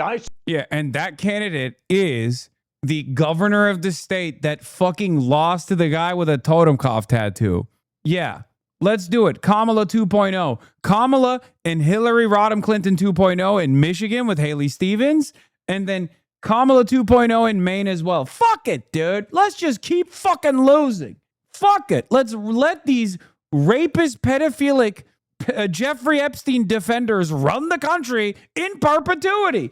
Fuck it. That's where we're at. That's what these guys are basically saying. They're like, I don't give a shit. Fuck it. My life is fine. I'm getting the tax cuts. I'm white. I'm not going to get fucking deported. Who gives a shit if there's concentration camps? That's literally what they're saying. It's unbelievable. To your point, certainly am. I'm against the socialists, and the best way to prove that moderate mainstream Democrats have a future is to nominate someone here, whether it be man or woman, and have them compete with a very strong candidate in Susan Collins. I'm for that. Hopefully your viewers and the electorate will embrace that. Do you think they're dumb enough to appoint Mills or a Mills acolyte? Yes. That's what they're fucking salivating over. They're going to use this opportunity to be like, Bernie sucks. He was wrong all the time. He's never been right. And that we can't let a left populist win this, take over the mantle from Platner. We have to run Kamala Harris in every seat, even though she just lost in all of the battleground states. Bernie has to say something crazy he hasn't already. Yeah, I don't know what's going on with Bernard. Look at this. I'm surprised he still gives a damn about anything, to be honest. They're explaining Bumble to him. Yeah, look, all I'm saying is, call me Taliban the way I ride that Toyota Hasanabi. Okay, you guys are already quick. We want Action Jackson. Can an economic populist win Maine's governor race? Too many Zohran Mamdani and Troy Jackson couldn't look more different. But both are a part of the same political project. The renewal of class politics has caught fire in cities across America, and now it's time to set rural America ablaze. All right, people are saying it. Troy the Trojan Horse Jackson, it's time for the real Maine Senate candidate to rise from the fall of Platner. We will carry the flame. What tattoos does Troy have? I can't believe we're about to do Coconut Summer again, but for this guy. USA losing to Belgium as everyone expected. Yeah, it made the situation far worse that Donald Trump did the thing that he did, which, annoyed the shit out of people. And on top of that, we fucking ended up losing. Anyway, if you are on Troy Jackson's team, I am here. I am available. I did not come to Maine for Graham Platner. So the Hasanabi bump did not work for Graham Platner, but for Troy Jackson, it might. Just saying. Deploy Troy. Troy was running on a pro-cop ticket in 2022. His heart doesn't seem to be all in it for queer rights. I'm kind of worried, man. Hasanabi, read this. Fair. Yeah, it seems that he was not exactly pro-LGBT, let's just say, when even Susan Collins was, which is worrisome. Belgium just scored again when he was murdering and raping foreigners. He was a product of it. Dude, what are you talking about? What are you talking about? Like, I'm sorry, man. It's your fucking hallucinations. Okay? I can't deal with something that you invented. Okay? You just came in here to be like, listen, now that there's a credible allegation, I think it's time for you to apologize for what I suspected he had done. Even though there's not really any evidence for it, I think you should apologize to me.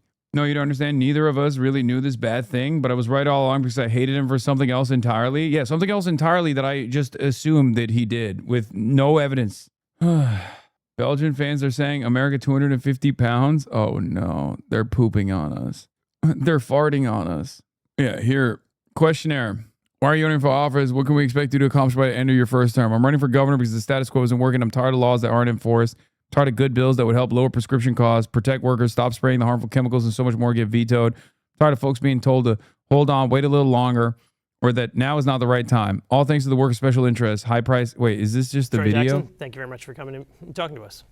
So just as a little bit of background for people who may not be familiar with you since you've been out of office for a couple of years, you were Senate president for 6 years. You represented your hometown of Allagash and northernmost Maine in the House and the Senate for more than 20 years. But you've been working in the woods as a logger for many decades before that. and now you're running for governor as a Democratic candidate. So I guess I'd start with, of those backgrounds as a logger, as a tradesperson, or as an elected official, which of those things do you think best prepares you for running for governor? Well, I think the logger's definitely been the thing that's prepared me for everything. I mean, it's got me, where I've understood the challenges of Mainers, the power differentials, the wealth inequality. I mean, everything really has come from that background. It shaped how I was as a legislator too. How the unfairness, why I fought against Big Pharma. Yeah, of course he has no swag, bro. He's a fucking logger from Maine. What are you talking about? Like, have you heard how Janet Mills talks? Have you heard how Susan Collins talks? Have you guys met someone from Maine before? It's the oldest state in the fucking United States. That was part of the allure of Graham Platner, regardless of his red flags. That was part of the reason why people were like, oh my God, this is like an unbelievable gift. This guy can fucking yap till the cows come home. Why I fought against big landowners, why I've stood up for workers in the legislature, because I felt like, everyday people needed a voice, and that all came from, my logging background, even before I was a logger, watching my dad be a logger. And what would you say your experience in Augusta, how has that prepared you or shaped how you're going to approach the job as governor? Well, I think the same thing. I mean, I don't think that even though I was in the legislature for 20 years and 6 as Senate President, sorry about that. That's fine. I think that everyday working class people don't, they don't get the recognition that they should have. And I think that's why I'm running this race, is that I feel very strongly that working people need to have a governor that's in their corner. And in my time, and certainly I don't believe in my time before, at least from my parents and my grandparents, they haven't had that. I want to be a governor that fights for everyday people across the state, and I'm going to be. And that's what my time as in the legislature has shown me, is that we haven't had. Also, one of the most underrated elements of the Graham Platner run was when we knew that he had trouble with alcohol, right? Self-admitted. And that motherfucker took a photo with Jack Cocherella straight up holding up a beer bottle. I couldn't believe it. Like, I was just like, that's not, if you remember, maybe some people saw me call it out on the broadcast, but I was like, that's not something smart to do. Like, just drinking in general should be out for you. Drinking at a campaign event should be a non-starter. It's the most unbelievable thing to pose with a drink when virtually every single one of your infractions or your red flags that we know of came from your drunk moments, like drunkenly getting a totem cough tattoo. Yeah, if you want to know something promising about Troy Jackson, he was one of the few rare Bernie super delegates in 2016. Yeah, no, he's been a Bernard brother. That as a governor, I've had numerous bills that have been vetoed by, actually the 3 governors I've served with, mostly the last 2, but that were designed to help everyday working class people, and that's the one thing that I wasn't able to do, was able to sign those bills. I could pass most any bill I wanted, but I can't sign them, and that's what this race is about, is being a governor that's going to sign bills that's going to help everyday people. Yeah, I want to talk a lot about a few of those issues.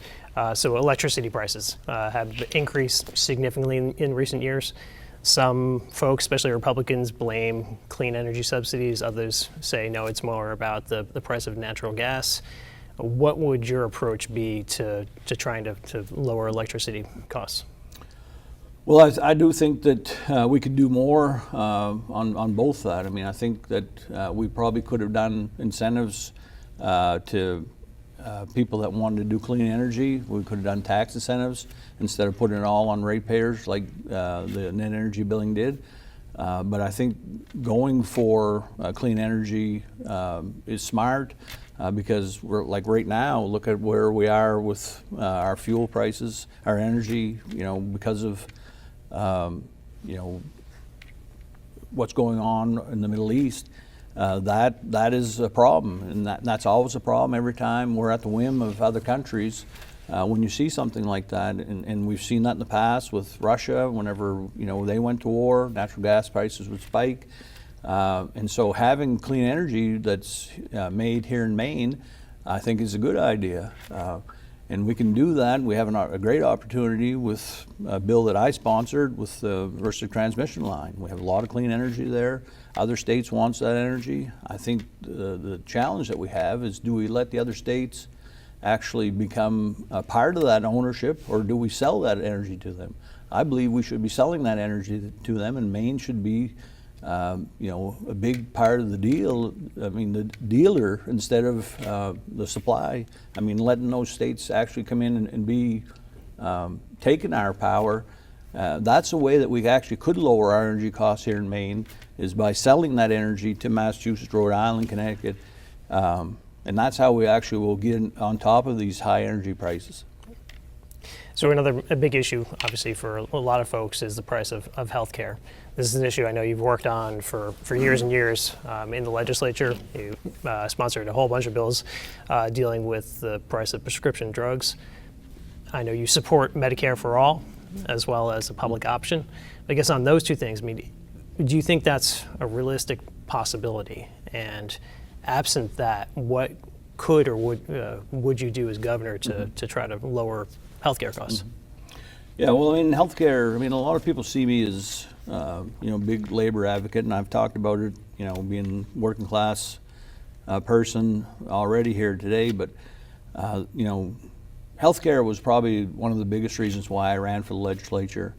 I didn't have health care as a logger. I saw a lot of people in my time that struggle with that, and now it's even worse. And I do feel very strongly about this. I mean, I feel like in this country we should have a Medicare for all system. And I feel like the state has to take this issue on head on, and I will. We pass bills on prescription drugs. It's about 50% of the cost here in Maine. Those are bills that, even though current governor vetoed these bills, I think we have to take Big Pharma on. You're seeing states like Colorado that's passed. What do you think about this slogan? Troy Jackson, he'll do. Yes, there's no hype and aura moments with Troy Jackson, okay? The guy was in the state Senate for 20 years, and he was the president for 6, okay? What are you, it's not happening. He's not like this aura moments clip compilations guy. He is positively Rizless, but he's a Bernard brother. Also, he doesn't have a Nazi tattoo, nor did he join Blackwater, and no credible accusations of rape. Same bills that we had vetoed here 3 years ago. We're that far behind already, and we can do those bills, lower the cost of prescription drugs, and I think it's imperative on us to go after Big Pharma and take these fights on. People need to know that the state government is going to be in their corner, and that's something that I feel strongly about. But I also think that we have to go after private equity in our hospitals, in our nursing homes, and things like that. Healthcare is not, in my mind, a for-profit industry. It's something that we have to make sure our residents, our people, have and know is going to be there. And right now, across Maine, people do not know that. They're struggling to find it. They're struggling to afford it. And as governor, I'm damn well going to be standing up and fighting for them, that not only can they afford it, but they're going to be able to have it in their communities. Healthcare costs are certainly a nonpartisan issue, but it seems like a lot of times when these bills get to the legislature, they become more partisan. How important would it be for you to have a Democratic-controlled legislature, or can you work with Republicans on some of these big healthcare initiatives? Well, I don't see this as partisan either, but unfortunately sometimes it does become that way. But I mean, on these prescription drug bills, I mean, we were able to pass these bipartisanly. And I would hope that we could continue that because obviously it doesn't matter if you're Republican or Democrat, you need prescription drugs, you need health care. And I would, hope to continue to get support from both sides of the aisle on this, and I will certainly be talking to, both Republicans and Democrats about why this is important for their constituents across Maine. I mean, in Aroostook County, I mean, you know, it's getting to be that, you know, there's as many Republicans as Democrats in my old district, and they were still voting for me because they knew I was fighting for health care. So I'm not going to look at that as a partisan issue. I'm going to look at that as an issue that Mainers need, regardless of party affiliation. Yeah. Since you touched on the kind of the, it seems like there's been a shift, especially in Aroostook County, but throughout rural Maine. Areas that used to be traditionally Democrat have now shifted Republican. Certainly you're seeing that in Aroostook County. I guess, what do you think the Democratic Party can and should be doing to really go after these rural areas of Maine to rebuild your support there? I think regardless of the party, I think that people in Maine and probably across the United States want elected officials to be talking about economic issues. I mean, obviously you hear everybody talking about affordability now, but in my races, I mean, economics has been the issue all along. I mean, that's how I got started, fighting for jobs in the logging industry. But it's been healthcare, prescription drugs. I mean, nursing homes. We've lost 40% of our nursing homes in Maine, and you know, people are having a hard time to know, you know, where they're going to, you know, take their mom or dad whenever they get to that position, or you know, even for elders, like when you know, it comes to that time that they can't take care of their home, like what, you know, where are they going to get their health care? And these issues have become, and property tax reform, I mean, people are having a hard time paying their property taxes. All these issues have become a major problem for people across the state more than ever. And, you know, certainly for Democrats, I mean, we have to get back to economic issues, you know, talking about these issues, fighting for these issues. Regardless of the party, I think that is what people are going to flock to. If it's Democrats that want to talk about it or Republicans, that's where voters are going to go. And I know in my races, that's what have made people want to vote for me. Is that's what I've always fought for, and I believe that's why I've won my elections in the second CD. So you've mentioned a couple times now, you alluded to the fact that Governor Mills has vetoed numerous of your bills. I think you've said before that you believe she's vetoed more of your bills than perhaps anybody else. No. It's no secret in Augusta that you've had kind of a rocky, sometimes thorny relationship with the governor. How would you approach the job differently, or would you approach the job differently than Governor Mills has? So on lock-in, you can't let the chatter saying he's boring win. I mean, they're not wrong. He is boring. It's true. This is politics. What, you think everyone's going to be fucking flashy? You think every person, this is a person who is a career politician, man. What are we talking about? Yeah, he's an old man with good policies. He's the best we're going to get. I don't think there's a hidden political talent waiting in the fucking darkness in the forests of Maine. Okay? Troy Jackson. I didn't do a rape. That's crazy. I think I've spoiled you silly, okay, up and down the ballot. I've spoiled you silly that you think every candidate is going to be like Maylot Quiros. Every candidate is going to be like Zoran Mamdani. Every candidate is going to be like Daria Liza or Claire Valdez. Not everyone has the Turby Derby method, okay? Yeah, not everyone is going to be like Abdul. You guys think everyone's going to be like Turby Durbin, Turby Durden, Troy Jackson. I'm a lumber guy.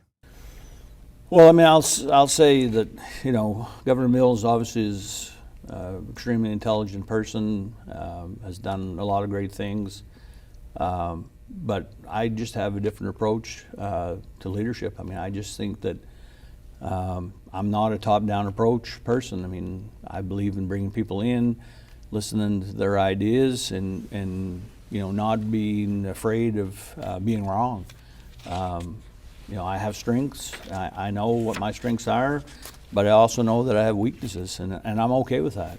You know, I mean, I really don't have a problem, you know, telling someone that I haven't heard of that, or I've never experienced that, you know, or tell me how we can get this done. It's okay for me to ask for help. And that's how I'm going to approach being governor, is, you know, bring smart people in, bring people that know more about an issue than I do, and let's get to work and figure this out. And that's really what's exciting me about this job. I mean, just like when I was Senate President, putting the other senators in the committee positions, I'm looking forward to finding the best people for commissioner slots. That really does excite me, and but I want to have people come in and explain to me why we should be doing this or hearing their ideas. I put more bills in than anybody in the Maine legislature, and to some people's chagrin, but it was because I had people that came up to me with great ideas, and I thought, that has huge merit. Let's go forward with that, and that's how I'm going to be governor. Is I want to hear those ideas, and I want to work with people, and I think that's a good leader is when you're willing to listen to people. This is a man from a town with 236 people. There's no way he's only 58, only 2 years older than Chris Rabb. Oh my God. Sir, I have memes and you know it. Should Maine have another progressive candidate? No, it's the voters who are wrong. If Troy turns out to have skeletons in his closet too, I think we put an immediate moratorium on running candidates with quirky jobs like oyster farmers or lumberjacks. Brother, it's Maine. I'm sorry that you can't run a fucking, high-powered attorney who got fired from her job for writing a scathing but accurate assessment on Israel's genocidal crimes against the Palestinians in Maine. Like, not everywhere you're going to find. You're talking about a guy who's been in the state house for 30 years in Maine. Of course he's a loggerman or an oyster fisherman or whatever. Hear me out. Yeah, Miss Rachel. Time for Miss Rachel to carpet bag back to Maine. The least quirky job in Maine is probably like pea milk latte barista. Thinking about that window of time after Tara Reade made her allegations, but before people decided they were lies, when like 4 major liberal feminists rolled out articles like this, I can't believe I have to vote for Joe Biden. Yeah. That joke stolen from the TrueAnon subreddit. Is Megaphonics ripping jokes from the TrueAnon subreddit? That's shameless. I made those up by myself. That's crazy. It's okay you rip jokes from chat all the time. It's our jokes, comrade. The fuck do you mean? The contrast, a young dynamic rapist with alcohol issues, old as dirt workhorse with a stamp collection, may be able to beat a paper bag. Are you going to be at Streamer University? No, I don't believe I will be at Streamer University. To give you an idea of Maine, this is a place that has about 142 lobsters for every single person. I mean, the more I see like the exciting prospect of a Troy Jackson run, the more I understand why even the oldest Mainers looked at a guy like Graham Platner and were like, I didn't even know politicians could speak like this. You know what I mean? Because like he does come across like Elvis Presley when you look at the rest of the crop, right? I mean, what do we know of Maine politicians? We know Janet Mills, Pill's Mafia, Susan Collins, Troy Jackson, Graham Platner. Like if you're just looking at it from the outside, I mean, that's like Andy Bashar would be the most charismatic person that has ever run for office in a state like Maine. People would be like, that's not allowed. Angus King, the sexual dynamo, and Stephen King, they would look at a guy like Andy Bashar and be like, can he say that? Can he actually say those things? Like, I don't know. Is that allowed? Platner is only 6 years old, isn't he? By the way, same age as Abdul. That's rough 41. Evil really does age you? No, I mean, he's pretty young. He looks pretty young. Come on. You can't be saying that while we're watching a Troy Jackson video compilation.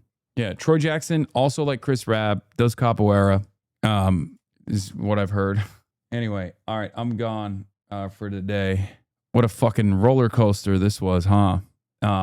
Anyway, we still got Abdul, baby. Still got Abdul. That's all I got for today. Also, hit us with one more. What gives? What gives? Matty Maroon. Trump's biggest donor. Matty Maroon.